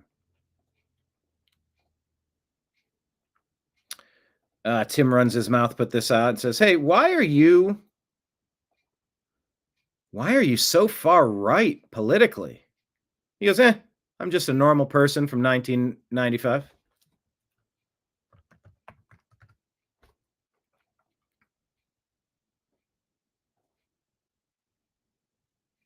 Yeah, 30 years ago, life was very different. Scott Jennings has thoughts on the mayor of Minneapolis here. The mayor of Minneapolis is Jacob Fry. He's running for re-election. He ran down to the church today and promptly, surprisingly, shockingly attacked people for praying. I couldn't believe it when I heard it, but let's listen to the mayor of Minneapolis, Jacob Fry, decrying those who would call for prayer in a tragic moment like this. And don't just say this is about thoughts and prayers right now. These kids were literally praying. It was the first week of school. They were in a church. These are kids that should be learning with their friends. They should be playing on the playground. They should be able to go to school or church in peace without the fear or risk of violence, and their parents should have the same kind of assurance. I really don't know what to say to Mayor Fry. People of faith turn to prayer in times of tragedy, and to decry their prayers, to belittle their faith, to angrily attack those whose faith fortifies them in their own lives, especially on days like today. I just don't know what to say to Mayor Fry. Perhaps, sir, you're trying too hard to please a political base. My advice, offered humbly, is to shut up for a few hours and try not to offend anyone else as they grieve and recover from this tragic moment. Again, tragedy in Minneapolis. 2 children are dead. 17 others are injured. Details of the shooter still emerging, but it is a dark day in Minnesota, and prayer is absolutely warranted on a day like today, no matter what the mayor of Minneapolis has to say. Agree. The Damani Felder says, before Democrats try to blame the Minnesota school shooting on Republicans, remind them of these facts. The shooter was trans and changed the name to Robin in 2020, 5 years ago. Governor Tim Walz signed a bill making Minnesota trans refugee state in 2023 as Lieutenant Governor Peggy Flanagan wore a shirt that said, protect trans kids, and it has a big knife under protect. Protect Spider-Man.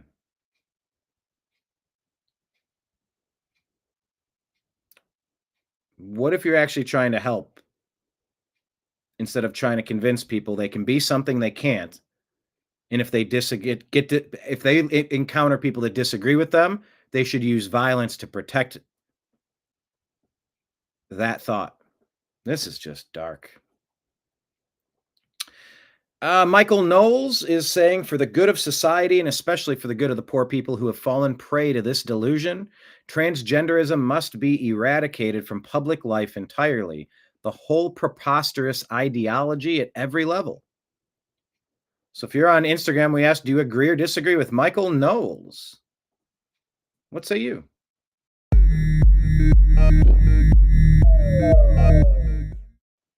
Type it in the comments. I'll read it one more time. QOTD, Michael Knowles, for the good of society and especially for the good of the poor people who have fallen prey to this delusion. Transgenderism must be eradicated from public life entirely. The whole preposterous ideology at every level. Vote in our poll and type it in the comments as well. All right, let's check in on how California is doing. We got an update. Libs of TikTok reporting this in Gavin Newsom's sanctuary city.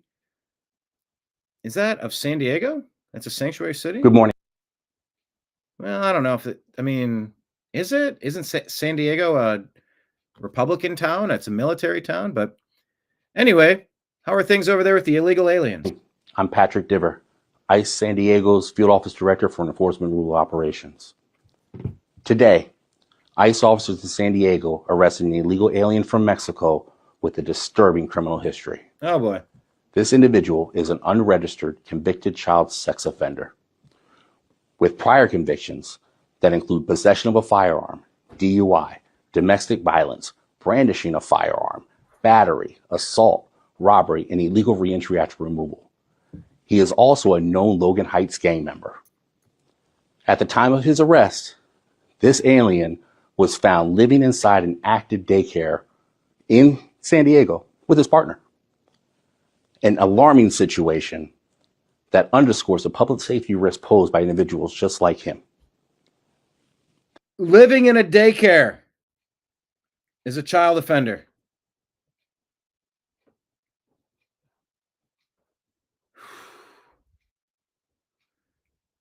John says with Michael Knowles, I agree. Marion Cook says, I agree with Michael Knowles. Kenneth says, Michael Knowles, what he's done. Hello, Danette. I wonder if you went back and looked at the major school shootings, what the correlation is with the bills that are and were being passed at the time and the shooter's reasonings. Yeah, there's a lot of conversation. You know, Tulsi Gabbard, Director of National Intelligence, comes out and says, hey, we figured out that 2020 wasn't what they told you it was. You ready? You ready to find out? Hey, and by the way, I think George Soros should be on investigation for RICO charges. Like, are things actually finally happening? And then you have a story like this, just activate. What is the Austin Powers meme? It's like, It's not release the hounds, but I think that's the gist of it. It wasn't sharks with freaking laser beams attached to their freaking heads. What does that lady scream in Austin Powers? But I know the meme, and she's like, release the files, release the shooter. I forget the scene. Actually, I'm going to ask Grok for no good reason. What is the meme scene where in Austin Powers, where the lady says, release the something? Context. Let's see if Grok is able to handle this. Spy Who Shagged Me, 1999, where Dr. Evil's henchwoman, Frau Farbissina, yells, release the shark. It is release the sharks. Release the sharks. In a dramatic moment. However, the line is often misremembered or parodied as release the something else, which contributes to its meme status. Release the sharks. Okay. But yeah, release the shooter. Distraction. Michael Knowles stuff and such. Okay. Anyway, I just found that interesting. It's absolutely terrifying that you had abusers living in a daycare. Like it doesn't get worse than that. This case highlights exactly why ICE is conducting enforcement operations in San Diego. To remove dangerous criminals who threaten our communities, our children, and put public safety at risk. Good morning. That was very stiff. I think instead of reading off of a paper, I think he should have a teleprompter in front of him. Yeah, it's easy for me to say. My camera angle, I'm still looking too far down. Ideally, what I should do is raise it up and have this angle. That's probably the angle I'd be looking for instead of this one. But whatever, it works too. I'm fine with it. Goodness. Yeah, we got a lot of people we need to get out of this country. A lot of bad people that snuck in. Joey Manarino here says, well, I think he's talking about the same thing. Mayor Jason Frey, Minneapolis, to not use the school shooting today where a transgender killed and wounded so many innocent children is an excuse to villainize transgenders. Imagine your children just got murdered by a transgender and the mayor is saying that we should just all chill out because the guy who killed them was transgender. I truly hate liberals with a passion and offer them absolutely no grace or sympathy in my rhetoric specifically for this reason. Do you agree or disagree with Joey Manarino? Ooh, a lot of hot takes.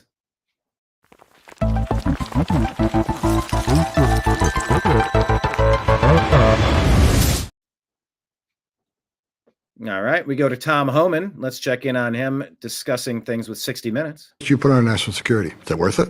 What price do you put on national security? Is it worth it? Says to 60 Minutes.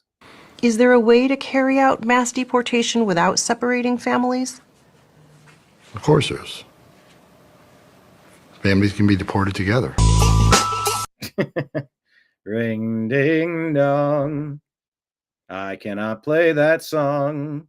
Ring, ding, dong. YouTube won't let me play that song. But yeah, that argument's always been garbage. You want to go back with your family that came in, bring your go. Together, go. You don't need to separate anybody. You don't get to stay either.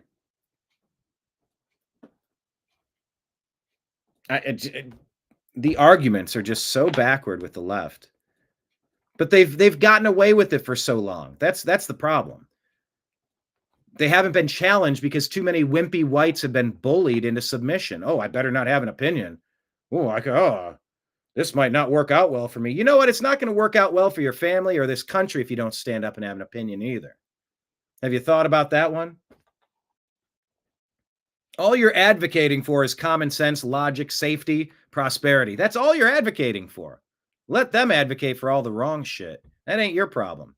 Your problem is shutting up when you need to speak up. And you can politely speak. But don't ever get steamrolled by these bullies. That's all they are, is they're bullies.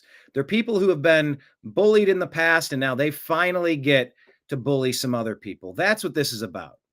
That's what this has always been about.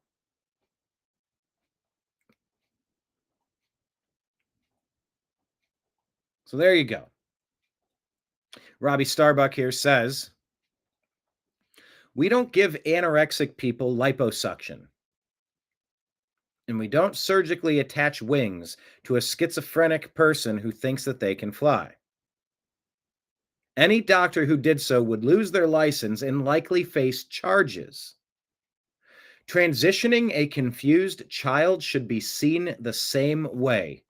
It's just pure evil. Do you agree or disagree with that?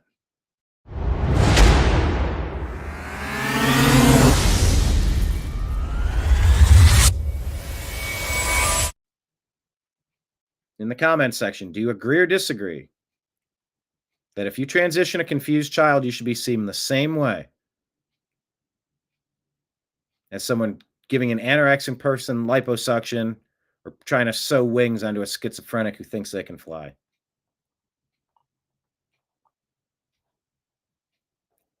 I just don't get how we got this far. Kenneth, you want to order a wimpy white with cheese? So does the phrase wimpy whites, does it make sense? Do you hear anybody saying stuff like that? And do you think that's an accurate depiction of who the Democrats are mainly run by? I know they try to target every non-white person. They think it's a color contest. Oh, if you're black, if you don't know, if you don't know whether to vote for me or Trump, you know the thing. If you try to, if you're gonna vote and you don't know whether to vote for me or Trump, then you ain't black.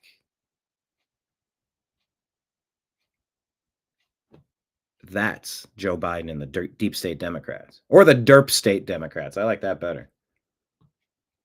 They think being Democrat is just, when I was in Scranton, I was a pool boy. I used to shoot pool. I'd go swimming in the pool. And I'd have all the kids, like Ashley and all those kids I'd sniff the hair of in the White House. They'd touch my legs. And they'd say, "Oh, look at that hair! You got a blonde hair in your legs." Come on, man! If you don't have blonde, if you have blonde hair in your legs, then you ain't black.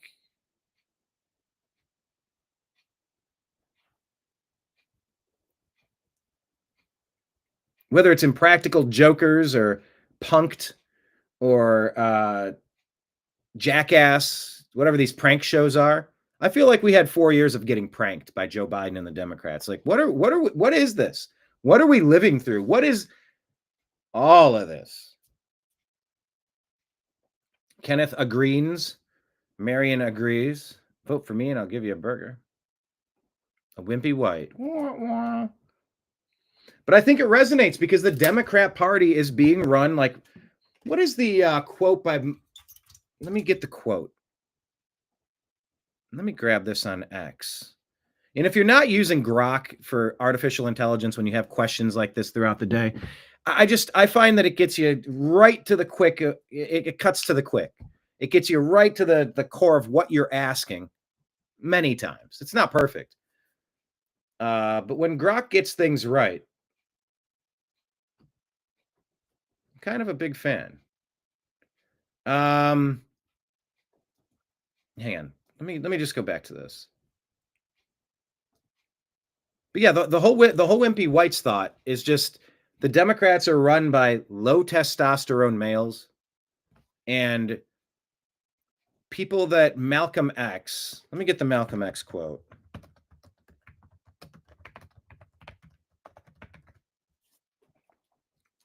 About the white liberal being the biggest threat. Malcolm X said the white liberal is the worst enemy to America and the worst enemy to the black man. Quote comes from a 1963 speech. Oh, yeah, 1963. Wasn't there a Kennedy in office then? Reflecting, or during that year at least, I don't know what month of the year. reflecting his view at the time that some liberals exploited racial issues for political gain while failing to address systemic problems effectively. His perspective evolved later in life toward broader unity, but this quote captures a specific moment of frustration. Context matters. His critique was rooted in skepticism of performative allyship. Tell me what's more dangerous than the wimpy whites that get led around by these backward Democrat ideas. Mails turn to emails. No, to beta mails. But yeah, really angry, self-loathing white women that have, in being so eager to please teacher, has kept repeating these self-loathing things that she's been brainwashed to hate herself on over the years by the teaching establishment that's been run by the deep state Democrats. Eager to please. Yes, teacher. Yes, teacher. If you tell me, I'll repeat it. I want a good grade. Yes. Give me more schooling. I'll take more schooling. I'm so smart. I got a doctorate degree. Now I'm super indoctrinated. Yay. Oh, I graduated. Can I get these really thick glasses to go on? And then I can run Cracker Barrel into the ground. And then I can run every HR department and make sure no straight white man ever gets a job again. Definitely not getting promoted.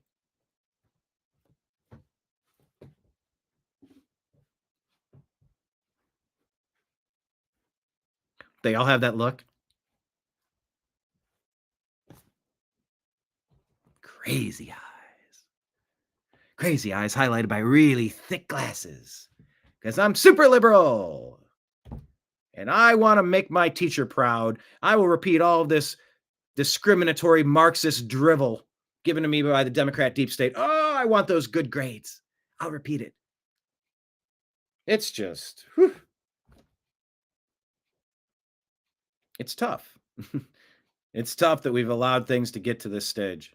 And can we get out of it in time? I don't know. I'm not seeing enough of a focus on fixing our schools, and I'm not a fan of that. Because I get that we're addressing some of the problems, and I know we are on the college campuses, but what about all of the woke I guess just addressing woke in general would fix things, because it is all just discriminatory intentionally. It's just, no, we get to choose who gets discriminated against, and guess what? It won't be our group.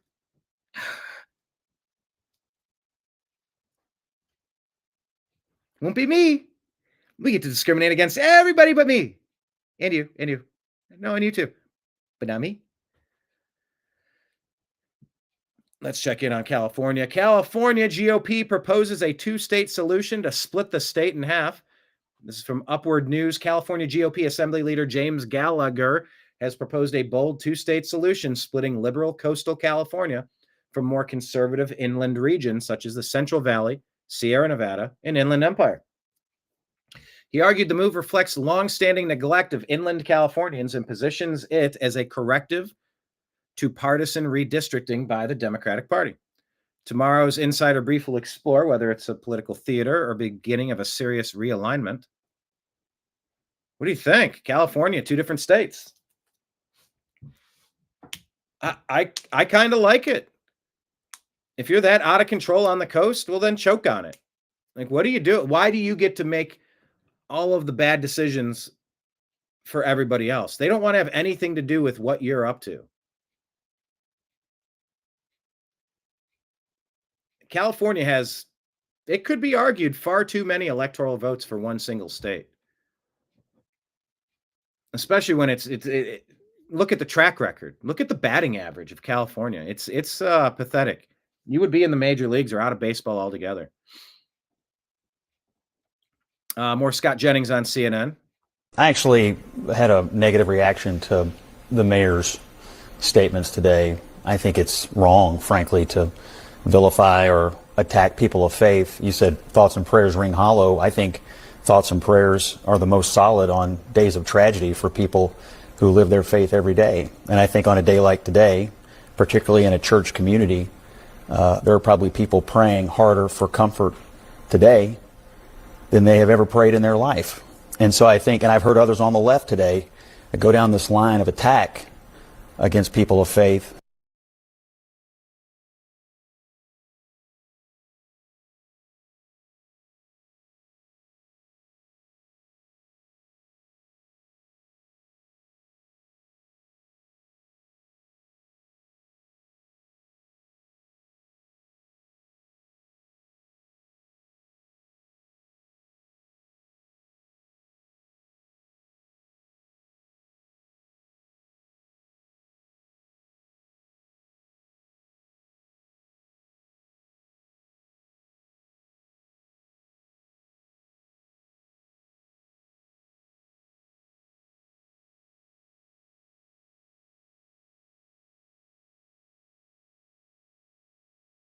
And I've been muted. Doggone it. I'm saying that this is about bullying in an anti-Christian bias. I had it on mute. It was a beautiful point, I assure you, but I'm not going to repeat it. Sort of denigrating the idea that they might want to pray today. And so I think his statements were misguided. The thing that struck me today, Abby, truthfully, when I was watching this unfold, was that the two little ones that died were 8 and 10. I have 7 and 9. Those are my two youngest. They turn 8 and 10 in a few days. And we could probably sit here and argue out all the issues of faith and transgenderism and all the other things that have been raised today, but it strikes me that none of us ever want to know the terror and the absolute empty hole that will never be filled that those parents of the 8 and 10-year-old are going to feel. And I just thought maybe tonight the most useful thing any of us could do would take 10 seconds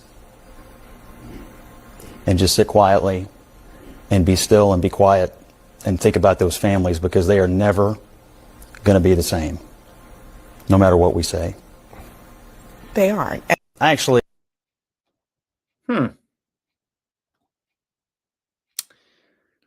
Daniel Price showed up to say Scott Jennings needs to have a come to Jesus meeting with the front of a speeding bus. What an odd fucking thing to say, Daniel Price.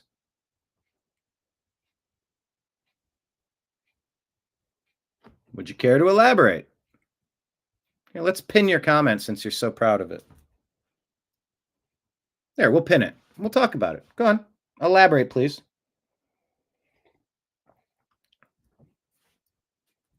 Wow.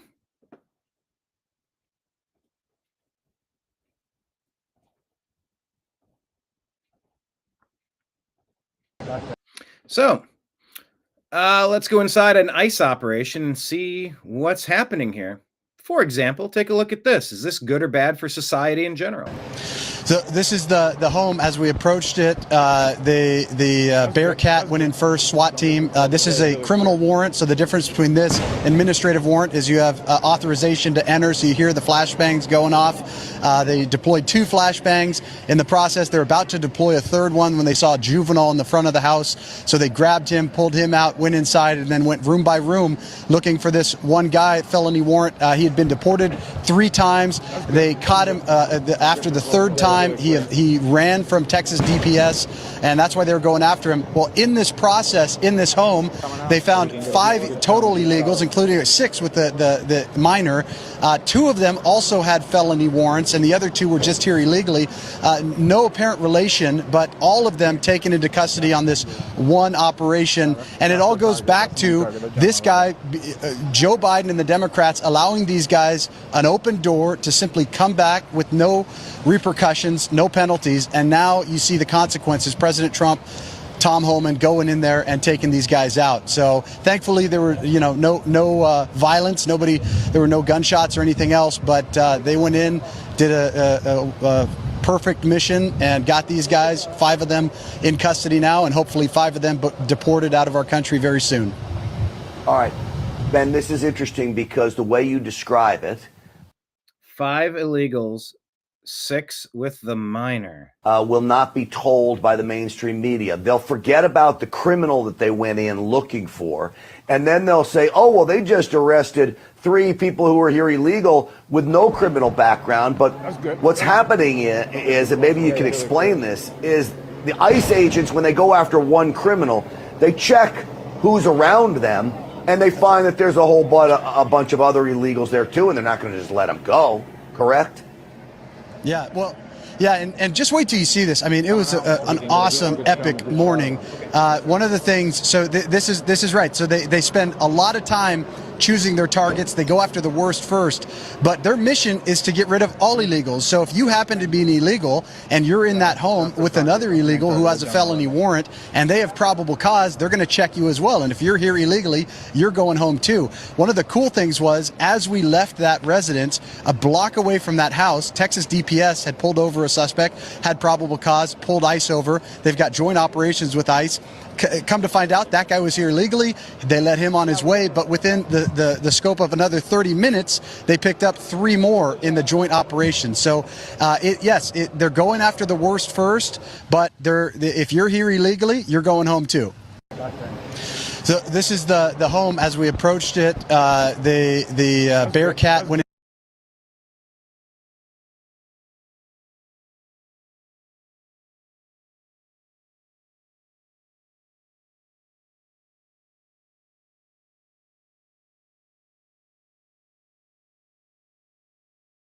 Oh, there you go. Sorry, doggone it. I muted it twice. That's user error. That was me both times. I'm not used to muting and then unmuting. Checking in on our poll, we asked, no, I'm not promoting. I'm not paying you $500 to share this with 5,000 people. I can't get this off the screen. What the hell's going on? The new CEO of Cracker Barrel said the feedback is overwhelmingly positive. Do you approve of the new logo? No. Terrible decision, 100%. So yeah, feel free to toss us any agree or disagree questions. Hashtag agree or disagree. Hashtag agree to disagree. And tag us on X at American_media_ based on any of the topics that we talk about. Yeah, but that poll was overwhelmingly resounding, and they went back and got they brought back Uncle Herschel. I didn't even know the guy had a name. Now you do. All right, please check out our X feed. We're at American_media_. Pinned to the top of our page is our Patreon link right here. It'll take you to Patreon, where you could watch our interview with John B. Wells. And how do I scroll ahead? Became Capitol Hill correspondent Jim Miklaszewski, but in those days, he was kind of a big radio dog in Dallas. He was James Allen Miklaszewski. So he became a Capitol Hill correspondent. Great conversation. Check out the show. And then while you're there, you can check out our previous uploads. We usually do about 2 a month on Patreon. And yeah, you can sign up to be a subscriber, be a supporter of the New American Media. So please consider that if you have not. Each moment, each little bit that you contribute really means the world to us. Thank you so much to everybody who has signed up on Patreon, and thanks to all those who will. Okay, let's scroll through the news on X here. Well, look, football season is starting. This might be a niche topic, but you know what? I'm going to promote it because we have the Unhappy Hour Sports Show. A lot of our football content's about to go live. So as a Browns fan, let's just talk about Shedeur Sanders for a second. Here's a quick clip back and forth. Are they giving him a fair shot? Why draft him if you're not going to play him? What are we doing? You know, it's a constant conversation in Cleveland about who's the starting quarterback, who's the backup quarterback. We'll unpack it more, but since it's in our X feed, I'll just play a brief moment of it so you can get caught up on the season, because there's going to be some interesting storylines in Berea as the Browns try to make the playoffs again. You mean he hurt his chances that much? Why would they value the third game over the first game? Riz, because you're supposed to improve with every appearance. He played with the twos in the first game. I'm not going to argue with him, all right? He had 5 series, and he went backwards on each of them. Played with the threes, Tony. 4 of the 5 guys got waived the next day. That doesn't mean anything? That doesn't mean anything to you? Boy, it means something to you. It means something to you if Dylan Gabriel was the guy playing with the threes and they got waived the next day. That would mean something to you. Doesn't fit your narrative. Doesn't fit your narrative. Narrative? I don't understand your emotional investment in Shedeur. Tony, I'm rooting for the kid. Don't worry about what my investment is. Worry about what your investment is with your guy. Don't worry about me. Don't worry. You know, our fan base was torn apart over Baker Mayfield. The Browns, I thought, did Baker Mayfield dirty, and good for Baker Mayfield leading his team to 2 straight playoff appearances, winning his division with Tampa Bay, getting a contract extension, and being a Pro Bowler and Pro Bowl player of the game or whatever, the MVP, offensive MVP. You know, rooting for them. But that tore the franchise apart when they went out and got Deshaun Watson, and that became a story outside of sports. You know, he was accused of SA with many, many different ladies. And like, what message does that send? Why pay him and not Baker? But yeah, the Browns fan base is still arguing over why are you rooting for Shador? Why are you rooting against him? And my thoughts are simple on it. I don't care. I just want my laundry to win games. And if you're on my team and I don't have a particular reason to hate you, I'm not going to go out of my way to root for you to fail. I'm rooting for everyone to succeed. That's it. And I saw some great signs out of Shador in one of the games. And I saw some good things out of Dylan Gabriel, the 2 rookie quarterbacks we took. It's weird to take 2 rookie quarterbacks in the same draft, but we did. But yeah, they're arguing about it. And it just happened to be here, and it's getting a little testy, which is good. It's good for ratings. It's good to like honestly put your cards on the table and explain how you're feeling. Worry about why I like a guy. I think that kid can play better than Dylan Gabriel. I said it before the draft, and I'll stick to it. I think he got a raw deal here in Cleveland. End of story. That's how I feel. Don't tell me how to feel. At which point will you admit, boy, was I wrong? Tony, it might be 10 years down the road because both these guys are going to be backups, honestly. I agree with you. I agree with that. But right now, Gabriel's better. Couldn't you see it? Didn't you guys watch Tony. the game? Yeah, Tony, yes. You asked me why I'm rooting for Shador because I like him. I'm sorry he's famous. I'm sorry that you don't like famous people, even though you're the most famous guy in the world right now. No, that's okay. not I don't know what you're thinking. I'm just telling you. Don't tell me who to like and who to root for because I don't root for who you root for. Well, stay tuned if you like sports talk. We will do more of that later. That just happened to be there, so I played it. All right, Andy No is reporting that trans leftist accounts all over social media are celebrating. Can you believe this? Celebrating the shooting and killing of children at the Minneapolis church by a trans gunman. They believe it's revenge against Christianity and the Trump administration for not allowing the transitioning of children and defining sex as biological. Sex is biological. Who disagrees with that? I know people have been trying to push this for 30 years, but it's not a prevailing opinion. It is a very fringe ideology that got very loud, very vocal, and very militant. It doesn't make it true. All it means is it makes it true that they're doing it.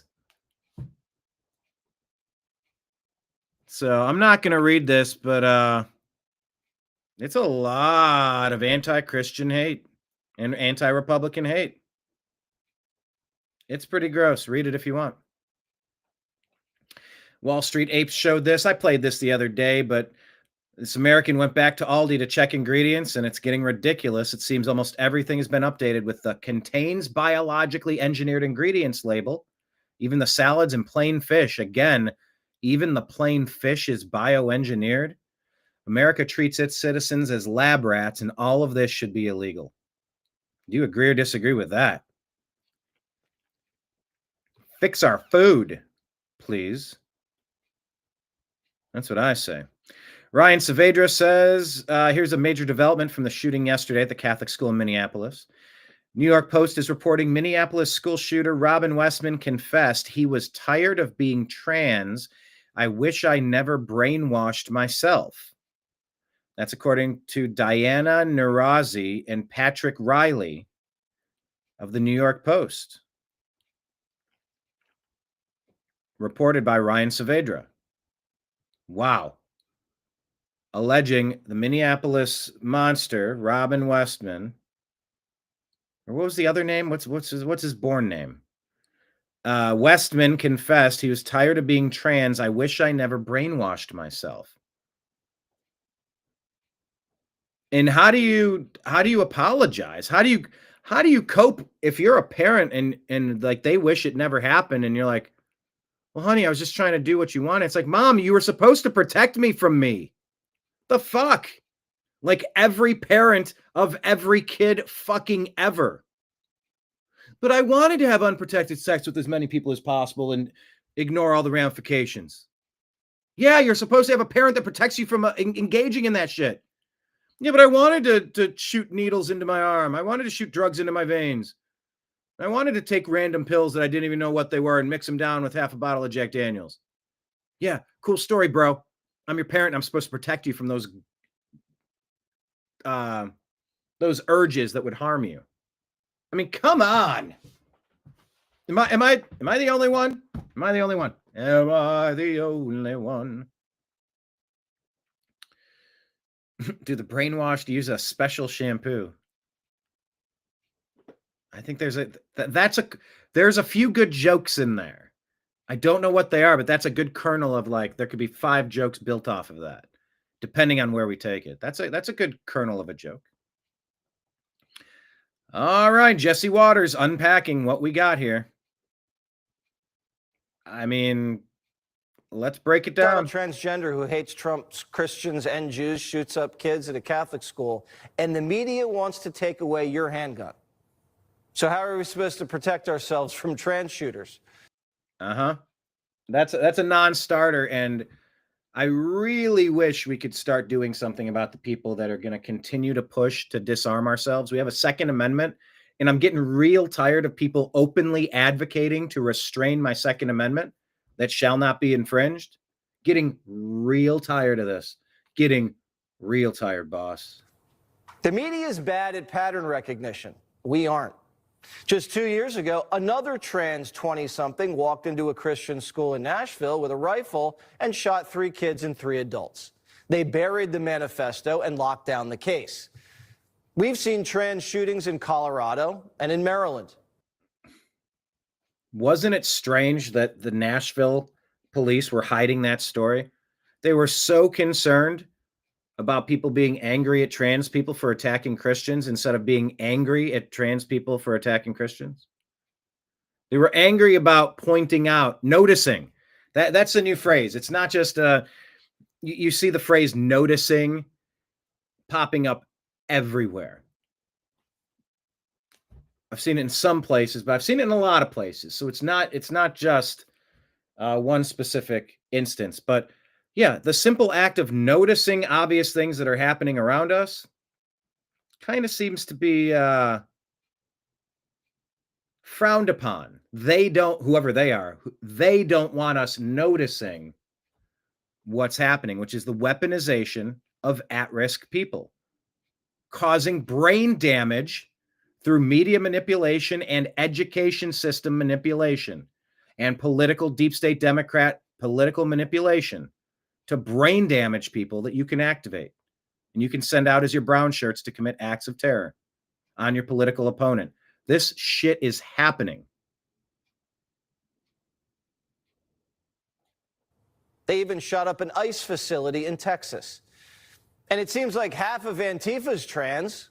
A couple of they-thems just got popped for firebombing Teslas. Okay, firebombing Teslas, another creation of the machine, the deep state Democrat machine. Was that Soros backed? NGO funded? Where was it coming from? Who's coordinating? All of a sudden, we need to punch a Tesla. We need to key a Tesla, wipe our butt and smear our hand all over the door of a Tesla. We're watching this over and over and over again going, who is the puppet master behind this? So when you hear that George Soros should be facing RICO investigation, you go, I wonder how much funding of these groups is coming from people like George Soros. By the way, he's not just burning through his personal fortune. He's stealing money from America through NGOs, laundering it allegedly through these NGOs back to fund the paid rent-a-mobs that go out and destroy our American cities, while the Democrats encourage it as an act of political terrorism. The Democrat Party has turned into political terrorists. The mayor of Minneapolis says you can't say that. Anybody who is using this as an opportunity to villainize our trans community or any other community out there has lost their sense of common humanity. We should not be operating out of a place of hate for anyone. You don't hate people that go murder innocent people? Well, sorry, pal. I hate people that murder innocent people. We should That's not a virtue. Be operating from a place of love for our kids. You don't love the monsters who harm our kids. You hate the people that harm our kids. But you're not saying that. You're not interested in the root of the issue. Where is this all coming from? I don't hate anyone who thinks they're trans. No. I feel sorry for them. I want to see clinical care to help them work through their gender dysphoria. Compassion, sadness. That's what I feel. I don't feel hatred toward that. Jesse Waters is right. Come on, we don't have enough bandwidth on our plate to worry about stuff like that. Let people do what they're going to do. Just don't push it on other people. That's where it gets weird. I don't hate anyone who thinks they're trans. I feel sorry for them. But statistically, the trans population has been prone to violence. That's not villainizing, that's reality. And if you pump people full of hormones, it's not shocking. And when you encourage people to travel down their path of delusion, they will experience a hard time, similar to a drug addict on the streets. If you just keep pumping them full of drugs, they're never going to have an opportunity to look in the mirror, dust themselves off, and figure out a good path forward. You don't encourage destructive behavior. You help people work their way out of it. If you can't recognize reality, you're in danger. We love the American people, especially American children. And if they're troubled and believe they're somehow a girl trapped in a boy's body, we want to get them help. We don't want to give them hormones and operate on them. Society shouldn't be trying to produce more trans kids. We shouldn't be encouraging an emotional disorder or whatever this is. And doctors should stop profiting from it. Great Britain ended child sex change surgeries. They said it's barbaric, and they're right. And politicians should stop elevating the trans issue like it's the civil rights struggle of the 21st century. You see it all over Minneapolis. Minneapolis will continue to be a safe haven for our trans community. For being a safe haven for transgender individuals. We have sued them for gender-affirming care. Yes, we are not going to scapegoat our transgender community. When our children tell us who they are, it is our Look at her shirt with that big knife on it. job as grown-ups to listen and to believe them. Listen and believe them. This is, I mean, you hear this all the time. Kids think they're all sorts of things. They're playing. They're having a good time. You don't believe them. You protect them, especially from themselves if they're... So when your 9-year-old tells you he's a horse, do you let him sleep out in the barn and eat hay? No. Do you give them a kitty litter box? Oh, they're furry. They think they're a cat. Bro, you need to get them some help. They're clearly not a cat. They're a human being. What are you doing? Well, I was told by that lady with the knife on her shirt. She said, when my kid tells me something, I better believe my kid. What are we doing here? What? Just a few years ago, the psychiatric community classified transgenderism as a mental illness. Then doctors went woke and removed it as a condition, and now millions of young Americans are identifying themselves as trans. Wait, and getting high. Hold on. What was that part right there? Do you let him sleep out in the barn and eat hay? What are we doing here? Just a few years ago, the psychiatric community classified transgenderism as a mental illness. Then doctors went woke and removed it as a condition, and now millions of young Americans are identifying themselves as trans and getting high fives. When someone has an illness, we should treat it instead of affirm it. We don't celebrate schizophrenia. We don't encourage depression. No. Teenagers are confused. Sometimes these things are just a phase. And if they're not, all right, then a grown man can wear a dress. If he wants to do that in America, he has that right. We're a pretty darn tolerant society. But the left's weaponizing trans kids and turning them into culture warriors. And they've been turned loose against the church, schools, and Trump. You see it, I see it. The trans clan has a militant wing, and it's out for blood. They're taking lives, defiling churches, and freaking everybody out. And some politicians are doing more to protect shooters like Westman than soft targets like schools. In 2023, private schools in Minnesota begged Governor Walz to fund more school safety. They told him it was an urgent and critical need. Minnesota had an $18 billion budget surplus. Yeah. But did they fund a train to nowhere? Do they money launder it to all sorts of organizations that could help gather mail-in ballots, perhaps? Oh, I don't know. Let's just toss some ideas into the wind and see what sticks. But this is the accusation we talked about earlier. What did they do when they're begging for help? Tim Walz hung them out to dry. Tim Walz said, I'm friends with a lot of school But the governor schools. didn't do it. Instead, he turned Minnesota into a trans sanctuary. And his attorney general, Keith Ellison, sued Trump so they can keep castrating little boys. Unreal. Tim Walz failed. Our leaders keep failing us. They failed us during COVID, on trade, on immigration. They say they care about kids, but they locked them down and oversaw an obesity and chronic disease epidemic. There you go. And now there's a... There you go. Honey, put down the cake and let's go eat some dinner. I made some chicken and broccoli. I'm not doing that. I want to eat cake, and you have to let me eat cake because I'm the kid. And when I tell you what I am, you need to listen. I want cake. I am only gonna eat cake. Okay. Cool story, bro. Give me the cake. You're in timeout for backsassing me. And you're gonna eat your chicken. Give me your phone. Give me your laptop. We'll turn off the power switch into your room so you don't have any devices. Okay.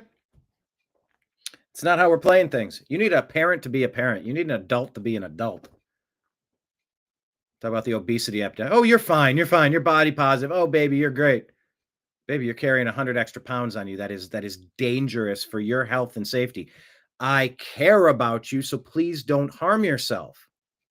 That is not hatred. That is literally love. Stop calling my love hatred. Don't tell me reality's bad. Reality is all we got. And if you're trying to build a house where on the shoreline where the water comes up and you don't have a plan for that, I'm going to try to warn you so you don't get too far into this bad idea. Growing trans epidemic, and they won't even admit it. Just like crime. They created a crisis and then lie about it and blame you for not being compassionate. How dare you not notice it? And by the way, you need to be more compassionate. By the way, it's not happening. It's like, what the fuck? They're wrong about everything, but they're intentionally wrong about it. It's not accidental. It's very intentional. But their fake compassion is getting people killed. Yep, it's getting people killed.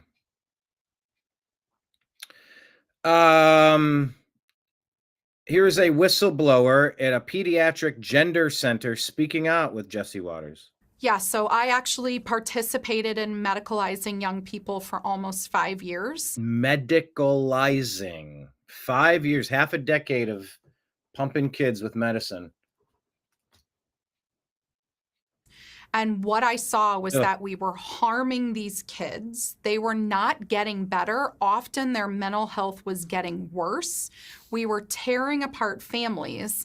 And we also have to recognize that gender ideology tears apart other facets of our society. It tears at sports and families and safety for women and safety for families and kids. And so the ideology as a whole, to me, just became something that I felt like I was participating in harming the exact same patients that my job was supposed to be to protect, to make them better. I was making them worse. Yes. That is just... Whew, that's tough. Hey, speaking of tough, here's a Nebraska senator.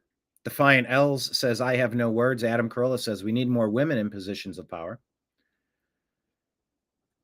And here it is, your moment of Zen. This is a, what did I say, Nebraska senator.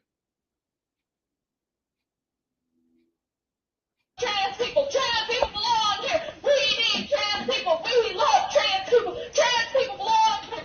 We need trans people. We love trans people. Trans people belong here. We need trans people. We love trans people. Trans people belong here. We need trans people. We love trans people. Trans people belong here. We need trans people. We love trans people. Trans people belong here. We need trans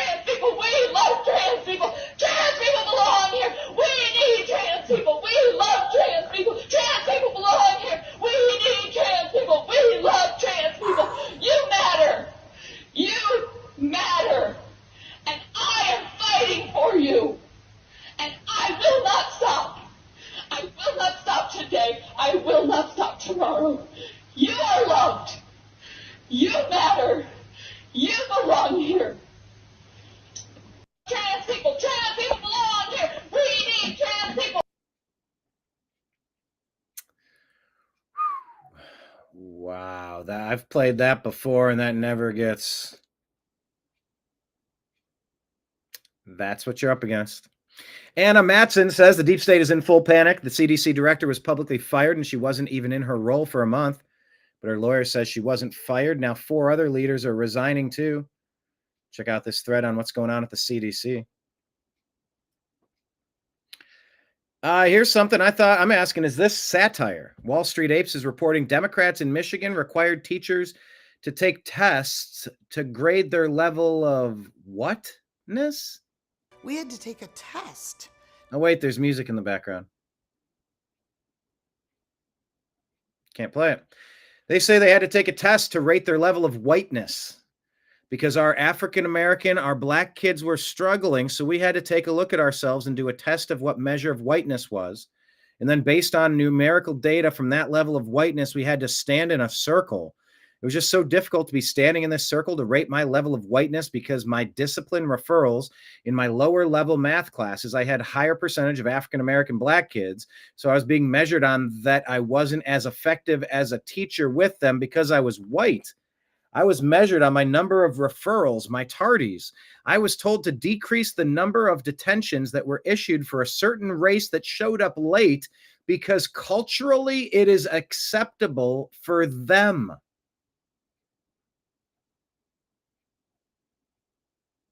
Have you ever heard of such a thing? On my number of referrals. And it's music, and I can't play it. But check that out. But we asked, is this satire? Is this SNL skit?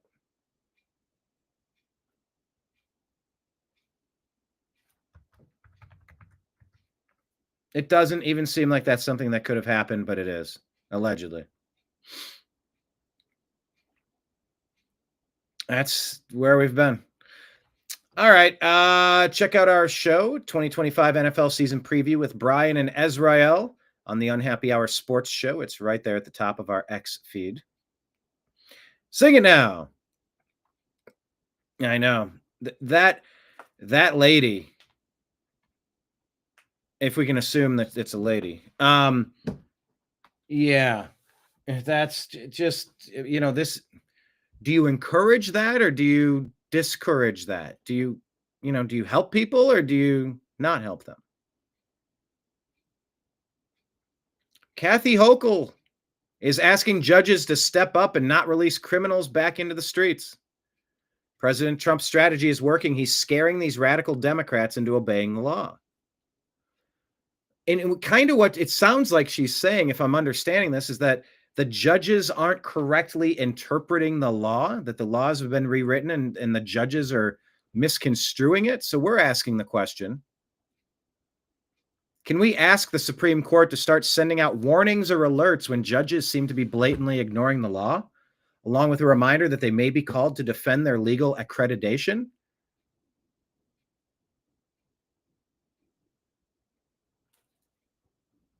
I really do wish that we had something that could kind of police the judges when they're completely out of line on something, to rein them back in and to call them into account.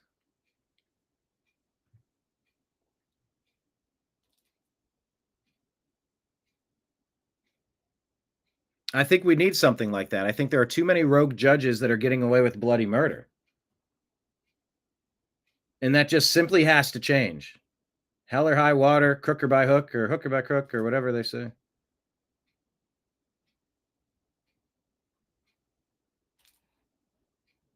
But even Kathy Hochul is saying that the judges need to stop dumping the criminals back onto the streets. And I'll tell you, that was one of my biggest complaints about Los Angeles. They kept dumping the bad guys back into our neighborhood. Nobody was helping us year after year fighting.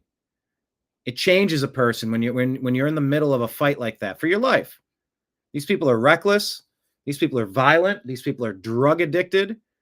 They're zombies. They're out of their minds. There's a lot of violence. There's a lot of theft. There's a lot of problems. Property destruction, tons of property destruction.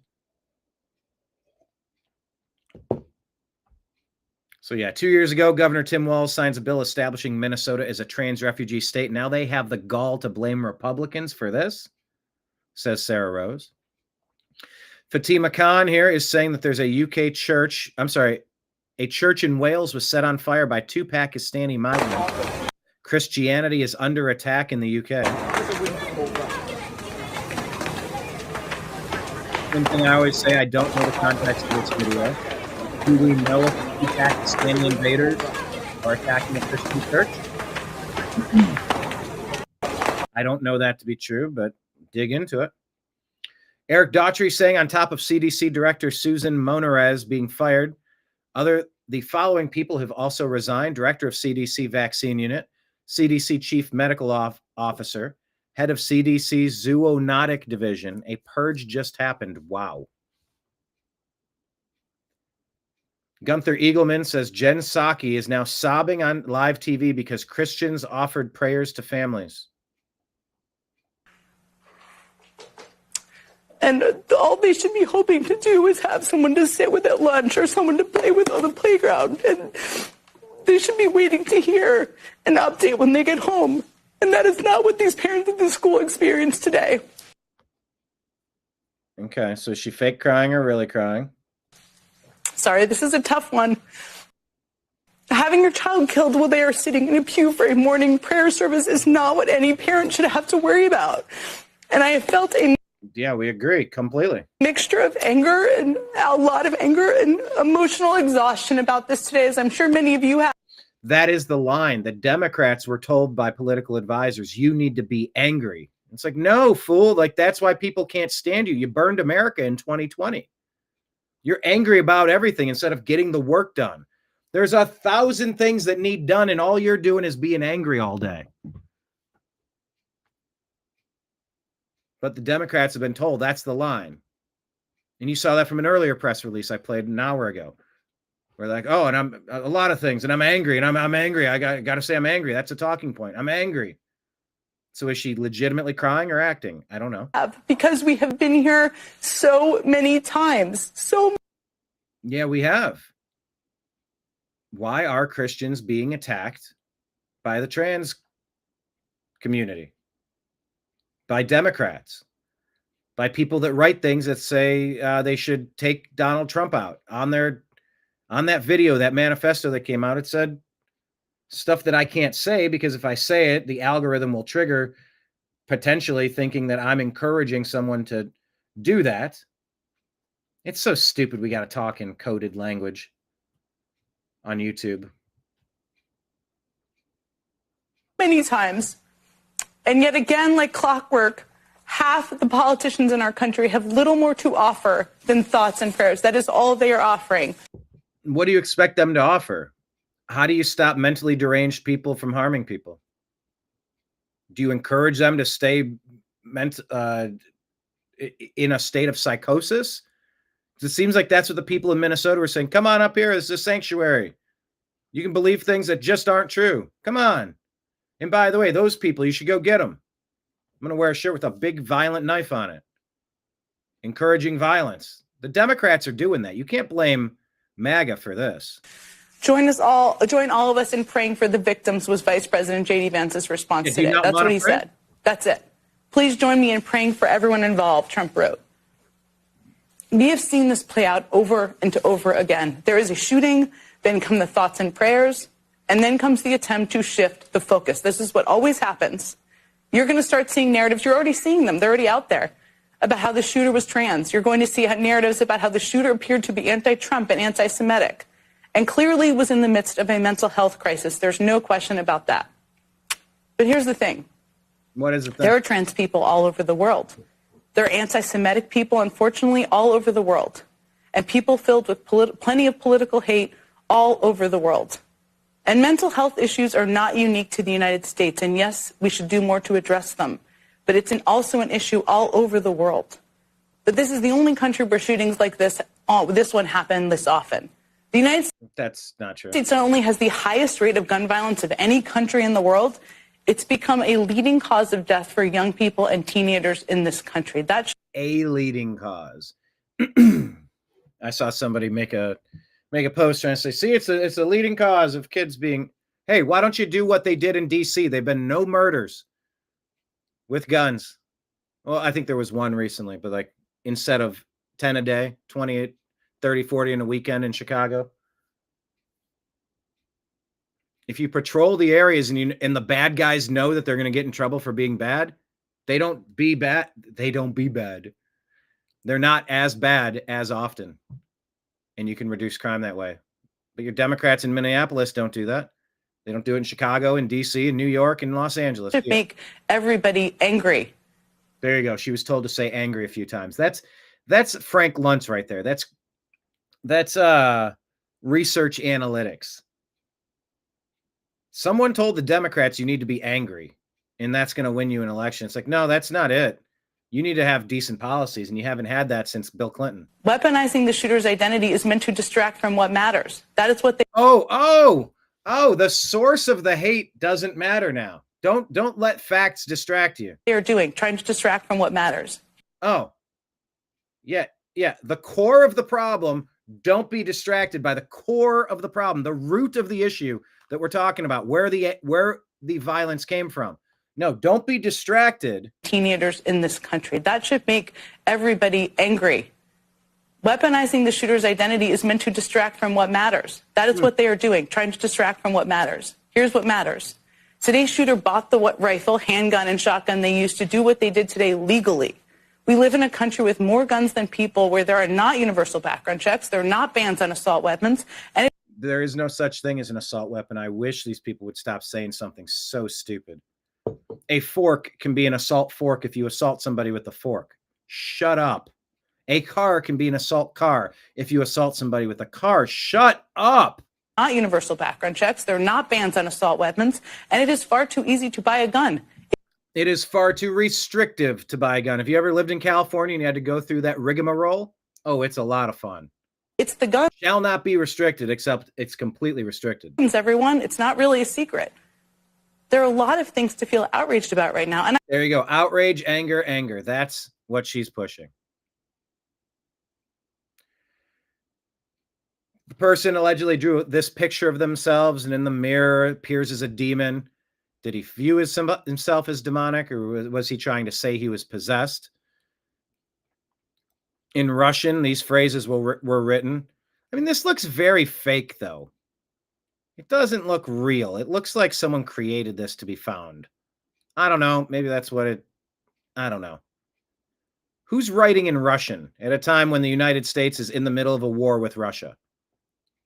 The United States isn't in a war with Russia. Russia attacked the Ukraine. First off, it's called Ukraine. Actually, it's called the Ukraine because it's a region of... Oh, I shouldn't say that.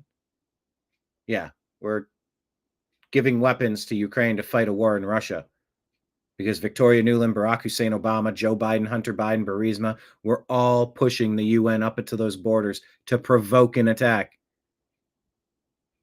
Yeah, we can't talk about all that stuff, can we? No.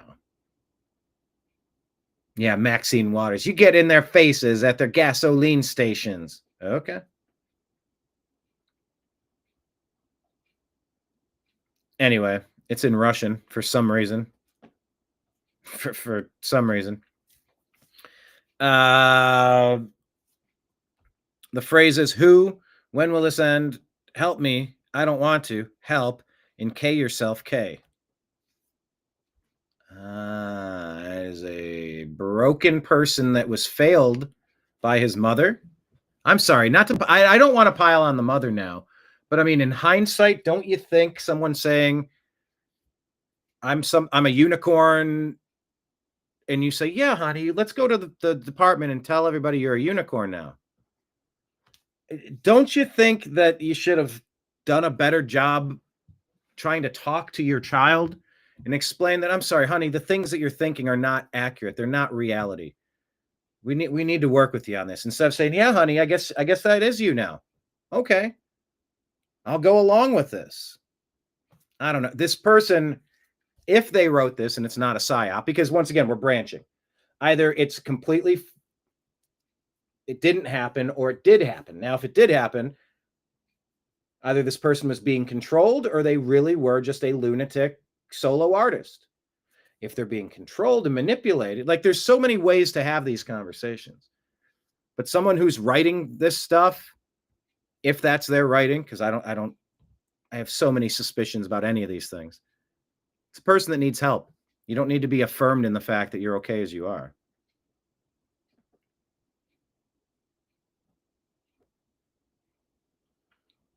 All right. I think this will be the last one for Daniel Price. Must have. Not must have. The fuck are you talking? Daniel, are you okay today? Thanks for proving yet again why Donald loves the poorly educated. By the way, if you can't speak basic English correctly or spell it, self-deport now. That's a great point. It is a wonderful point. Thanks for participating. Actually, where'd that go?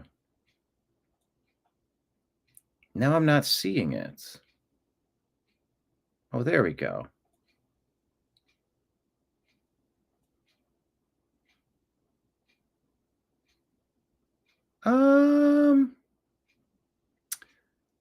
All right, let's ask the question to the group, the regulars, real quick.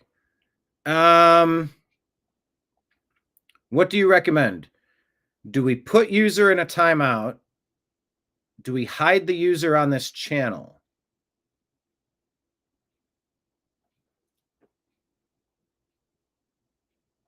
Let's see. Daniel, and I warned you and your little turd bag sidekick that looks like the love child of KD Lang. If you came back telling more lies about autism, there would be consequences.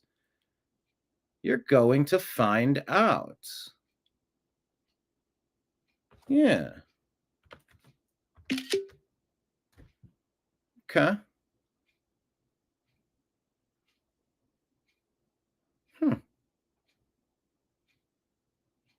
Well. Hey, would someone kindly snap a screenshot and tag the FBI at this? This guy likes to come in and literally threaten. Hey, fuckwad, what was said about autism today?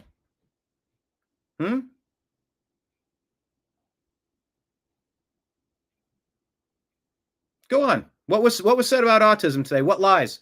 What makes you a goddamn expert in autism, and why are you so angry about this? Daniel Price? Go on now. What lie? There's going to be consequences that I'm going to find out. Okay. Yeah, tag FBI, please. Cash Patel. I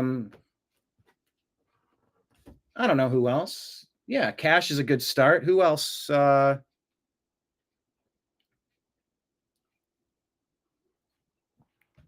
What did I say about autism today? Let's have a conversation, because not to indulge this too much. But tell me in the comments, people in the chat, what did I specifically say about autism today? This Daniel Price is asserting something that never happened, claiming that I told more lies about autism. Number one, what are you claiming is a lie that I said previously? Number two, what are you claiming is a lie that I said today? What was said today? Daniel? Go on, finish your thought. We're going to indulge this, since you want to jump in and try to cannibalize this show by making a threat that's been reported to the FBI, you cocksucker. What the fuck do you think I'm saying about autism that's incorrect? And why the fuck do you care? What is your personal beef with autism? Are you autistic? Do you have a loved one that's autistic? Do you work with a medical company? What is your personal vested interest in the issue of autism? My vested interest would be to try to find a way to reduce the number of Americans that are afflicted with a debilitating, crippling condition known as autism. Oh, it's a spectrum, you say. Yep. Debilitating in many, many cases. Absolutely destructive. Sad. So go on, Daniel Price. You asked for your 5 minutes of fame. You're sitting here. Tell us. What claim was made about autism?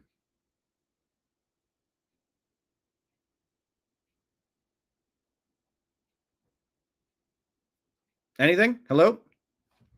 You're going to ignore me. Look, I gave you a chance. Which is way more than you should have had.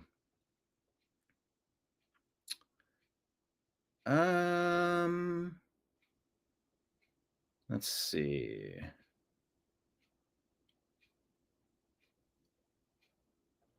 There we go.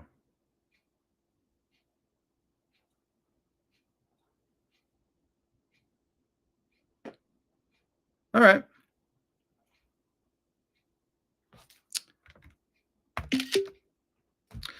So if anybody could grab a screenshot of that and tag at FBI and just say, we're having a show here and someone's coming in threatening consequences that we're going to find out.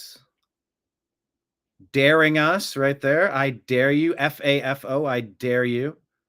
Very threatening. Very angry. Yeah, I did. I let Price talk for a second.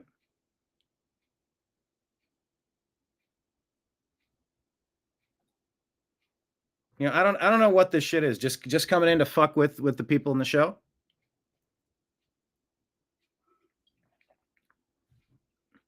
Must have. Yeah, and saying must have is a abbreviation of must have. Wow. Poorly educated, I guess I must be, according to that guy. Okay. If you can't speak basic English correctly or spell it, self-deport now. Well, you know, not every day are you threatened with consequences that we're going to FAFO. We're going to find out. I didn't make any assertion on goddamned autism today. In the comments, just question of the day. Tell me, what did I allegedly assert today about autism? What did I say? Did I mention that Bobby Kennedy says they're going to discuss it? And he says that they have empirical data showing a wide variety of things that are contributing to it based on research. What's this person have a problem with research? Why does that go against a narrative that's incorrect? Will that take money out of your pockets? Are you being paid by some NGO to be here? To threaten and intimidate people that are exposing harmful products and chemicals, either in our food, our water, in medicine that's harming us? But really, in the comments, did I make any assertion about autism? Something about that topic sets this dude off. David says, the devil works in many ways. I wouldn't waste time on evil people. I decided not to. I appreciate conversation. I don't know what the fuck that engagement was all about. That's not a mostly civil conversation. That's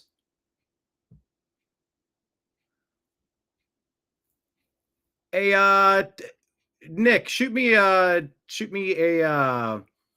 DM, or just go ahead and out. Well, if you know it's this person, Daniel Price, I'll tell you what. Do me a favor. Shoot me a direct message on X at American_media_, please. Let's find. Yeah, if you think you found this guy, let's figure out what else he's up to. I'm very curious. Can we deep dive into like where is that person going and what are they doing? And importantly, who is telling this guy to come here and threaten you, the viewer? Oh yeah, that was directed at me. There's going to be consequences. I warned you. That did come clear out of left field, didn't it? He's been here before. I've taken images before of his threats. He's been reported. He's been blocked. We need to tag the FBI. Let the rest of that shit sort itself out. I don't go in threatening people with consequences. You know exactly what he's saying. He's threatening harm or to end me. Because what? Because I dare mention the topic of autism? We mention the topic of every fucking thing. Why is that one something that you're not allowed to talk about? Is he making money off of it somehow? Doesn't want the gravy train to dry up? Are there chemicals being sprayed on our foods? Are there mega corporations that know they're guilty and they don't want to get outed? Is it the medical industrial complex, a Soros minion? I don't know. I don't know what the fuck it was.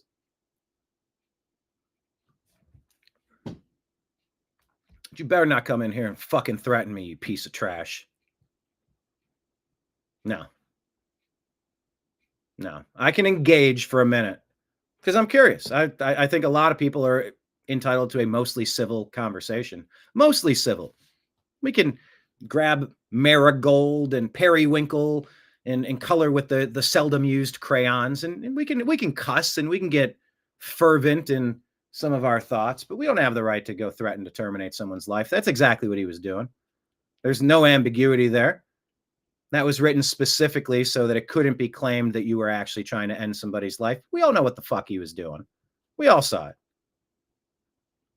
I warned you there would be consequences. Number one, you don't fucking know me. Number two, don't you fucking warn me about anything, you prick. Don't you fucking warn me about anything. Don't you dare fucking threaten me ever again. You've been here more than once. You're never welcome back. And now we have a reason to dig into who you are, what you're up to, and see if Kash Patel's willing to help us figure out who the bad guys are. You fucking asshole. You fucking asshole.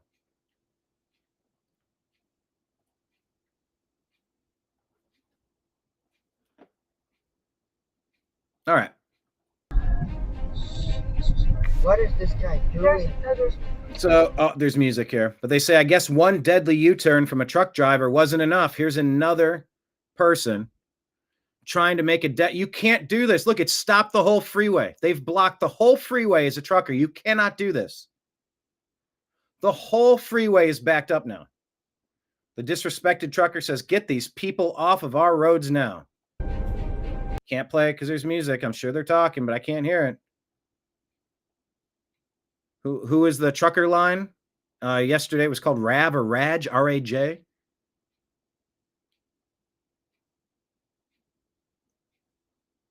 You didn't get the side of it. You got to be careful out on the roads. There's a lot of really bad people out on the roads. Another wimpy boy, he. Yeah. I don't know. I mean, guys, I need you to type in the question of the day. QOTD. Was I saying something about autism? Is this person just mentally ill? Why do they watch every show but only jump in angrily if I mention the autism word? Did I put it in the title of today's show? George and Alex Soros are main puppet masters destroying America. Agree or disagree? Oh, I did put autism in the text of the show. It says right here, here are the topics. George and Alex Soros are the main puppet masters destroying America. Agree or disagree? America needs to support those suffering from gender dysphoria with clinical care. Agree or disagree? DNI Gabbard will prove that 2020 was rigged. Agree or disagree? RFK Jr. will expose main causes of autism spike. Agree or disagree? This person's upset.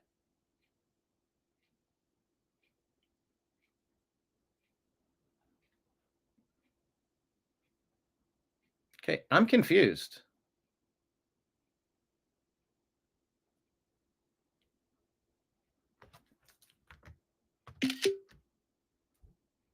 this person has been blocked. And they just commented again? How the fuck do you block these people? I just blocked them. But now this person is... Can somebody grab a screenshot of Daniel Price threatening Kenneth to put him in a morgue jack? I don't know what that means. Jacket? Jack? Like, hey, Jack? Like, talking like Biden? What the fuck is going on? Hang on. Block user on YouTube. Why is it... Oops. Something went wrong. Try reloading the page. All right, hang on a second, folks.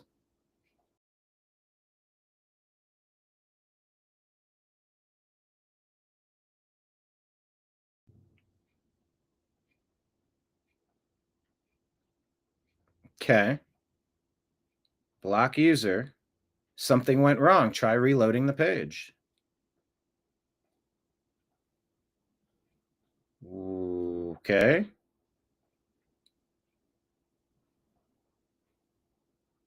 Hang on. Let me, because I got to figure out why restream.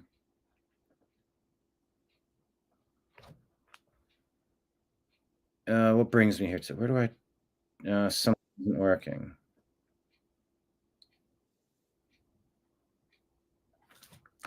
I blocked a guy for making death threats, and he still was able to post a comment. WTH.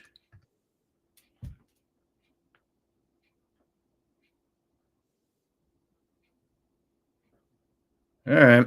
So we're getting that going. I'm trying to block that thing. All right. What the fuck's going on? All right. Well.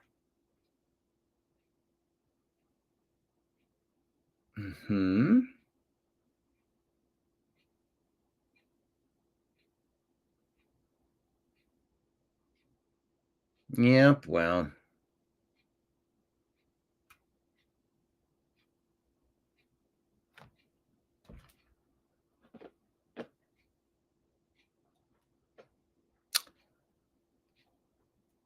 It's weird because in trying to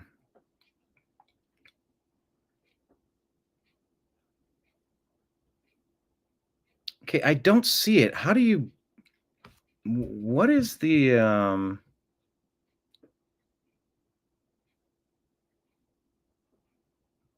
so Daniel, answer the fucking question. Answer the fucking question, dude. What is your goddamned issue? Tell us. What is your issue? What do you think I'm saying about autism that's setting you off to make 2 death threats that have been reported, by the way? You don't think your fucking IP address, you don't think you're trackable and traceable and knowable? Don't you dare come into my bar and threaten me and my regulars, you fucking asshole. I'm going to cower. What the fuck do you think you're thinking?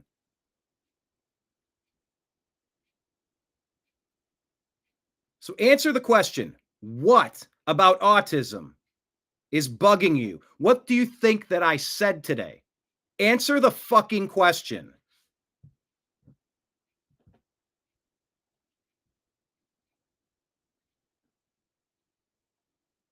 See, it's weird because I don't see the comments coming up, but they're still going through. Can everybody click on Daniel and report him for harassment, please? For terroristic threats. It's terrorism if you're threatening to kill somebody. Put him in a morgue. Everyone take 2 seconds, please, and go to Daniel Price's account. Start another account, come back again. I don't fucking get it. You love autism and you don't like people that are trying to reduce the number of autism. Like what are you even fucking talking about? Why were you alerted to show up today? Because what? You look in the body of the text of the show to find out if autism was briefly mentioned, which it was, by our fucking head of Health and Human Services, Bobby Kennedy. I don't even understand. But I also can't understand. I'm looking for the ways to ban this guy.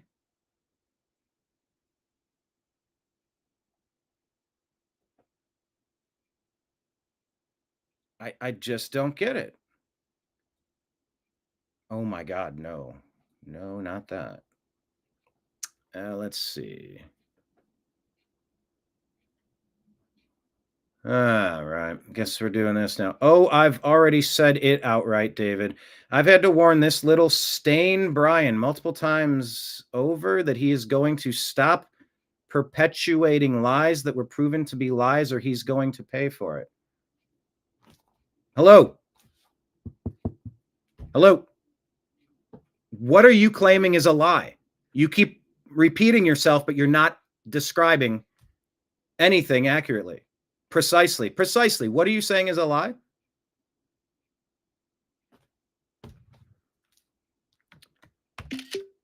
Guys, I'm trying to figure this out here. And if that means Brian having to learn the hard way with a hospital stay and eating through wired jaws, so be it. What the fuck is going on?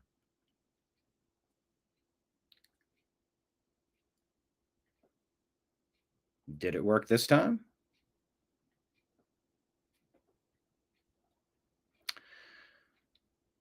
Guys, I've tried to block this guy multiple times. So if you could all please do it. I don't want to give this guy any more airtime. But I'm blocking and the comments are still showing up.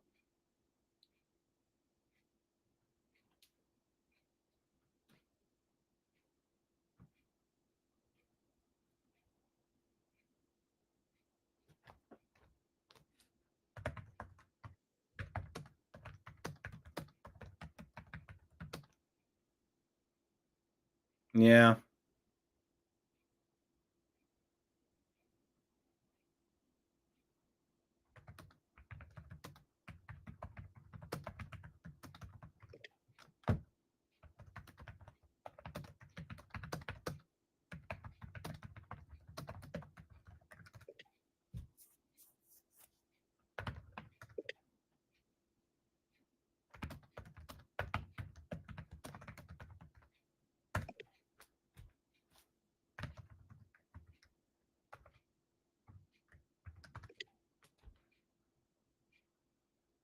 Very strange.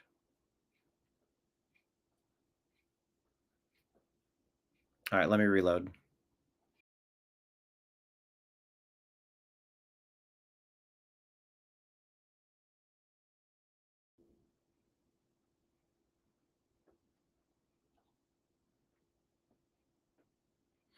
You're not seeing his comments in chat until I pull them up. Weird.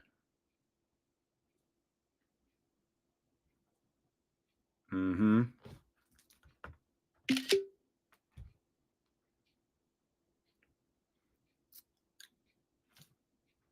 Well, let me see.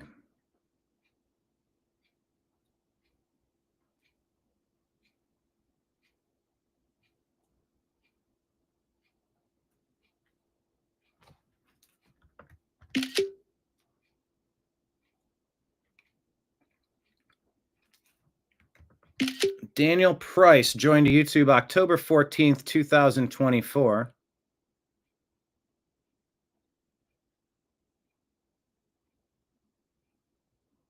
Uh-huh.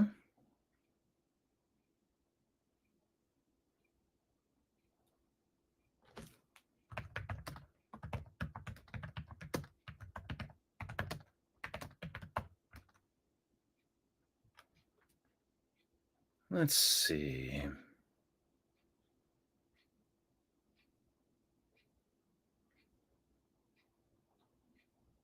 How do I... Let's see.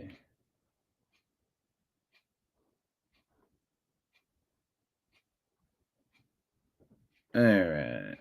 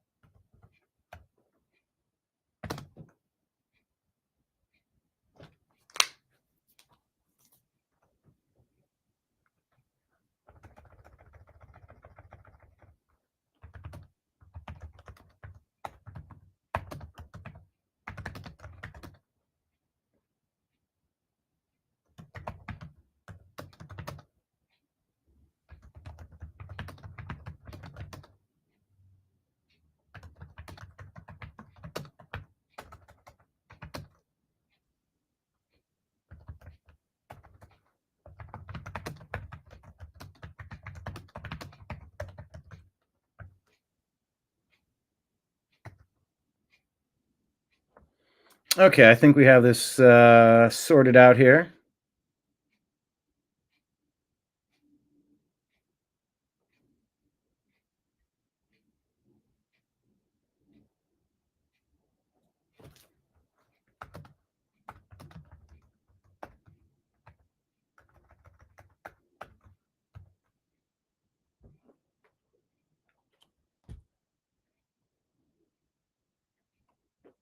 There you go.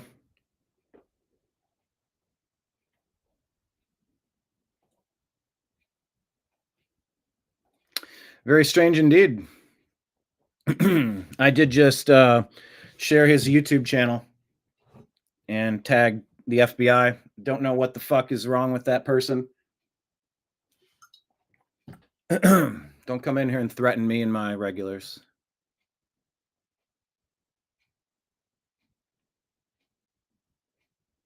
Forces of evil constantly at work. It's not just even evil, it's just confusion. What the he couldn't ever answer the question. You're telling lies about autism. What are you talking about? Could never answer the question. What are we talking about? What is he talking about? What lies does he think are being perpetrated about autism? I mean, it's what? Just a mentally ill person that's targeted us for some reason? Did I claim it was thimerosal? Did I claim it was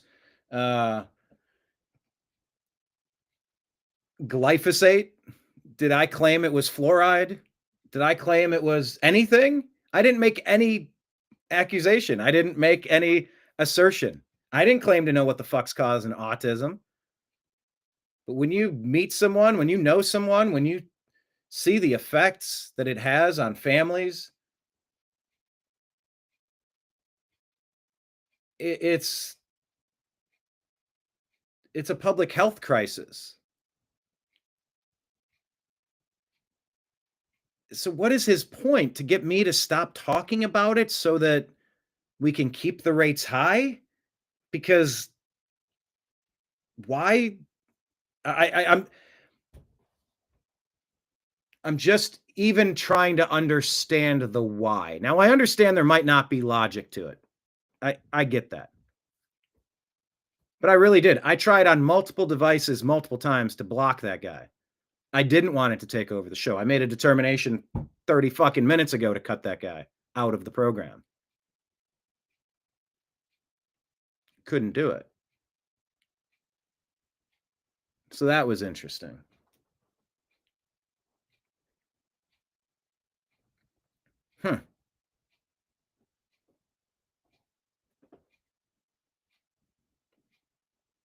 Well. Yeah, right.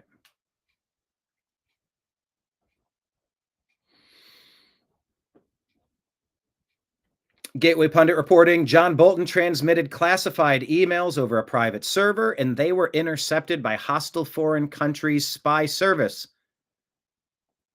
And then we found out because we were spying on the hostile foreign country. Oh, this is not going to be good for John Bolton. He did it to himself. Brett Shear says 2 weeks after a transgender shot up a Christian school in Tennessee in 23, the head of Minnesota's Catholic schools begged Walz for help. Our schools are under attack, he wrote. Walz did nothing, but that month Walz signed a bill making Minnesota a trans refuge. All right, so I mean, it's being widely reported. Town Hall says that YouTube just wiped the account of Robin W., who many are speculating is Robin Westman, the alleged Minnesota Catholic shooter. Channel uploaded 2 manifesto-style videos this morning. They're threaded below. Viewer discretion advised. Yeah, I don't really need to go down the rabbit hole too much. Tim Burchett, according to Right Pulse News, says he thinks there's a paper trail of money that was sent overseas that ended up back in the pockets of lawmakers in D.C. He said there will soon be a lot of retirements. What is your response? Wouldn't that be good?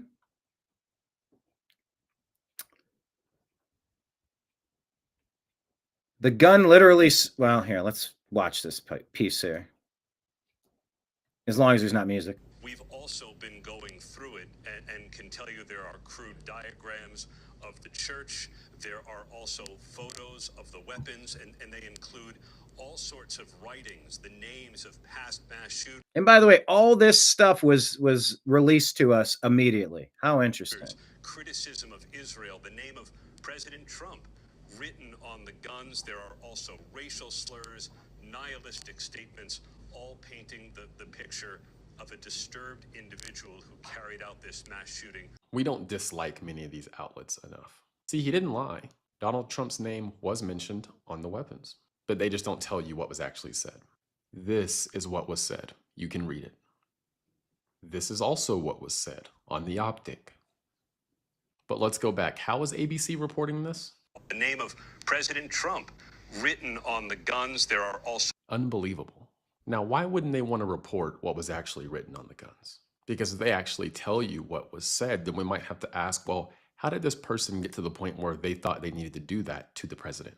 Who's saying what and what media is covering it, and how are they covering things to get people to believe these things and think them?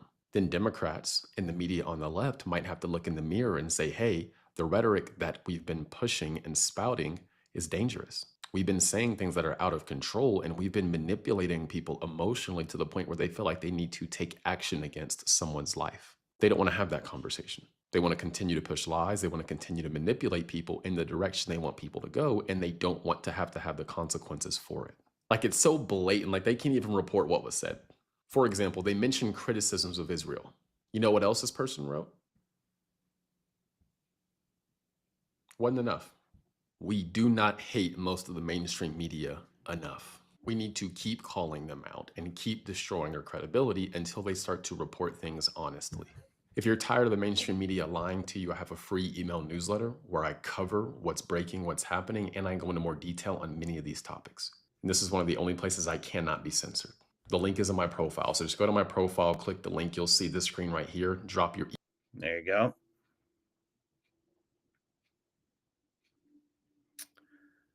All right, and the Savannah Hernandez story is one that I shared yesterday, so I think I'm pretty much out of stories at the moment. So let me thank you all for being here. Most of you for being here. Be back again tomorrow, unpacking the news again. Appreciate you. Love you. We'll talk to you again soon. Take care, everybody. Peace.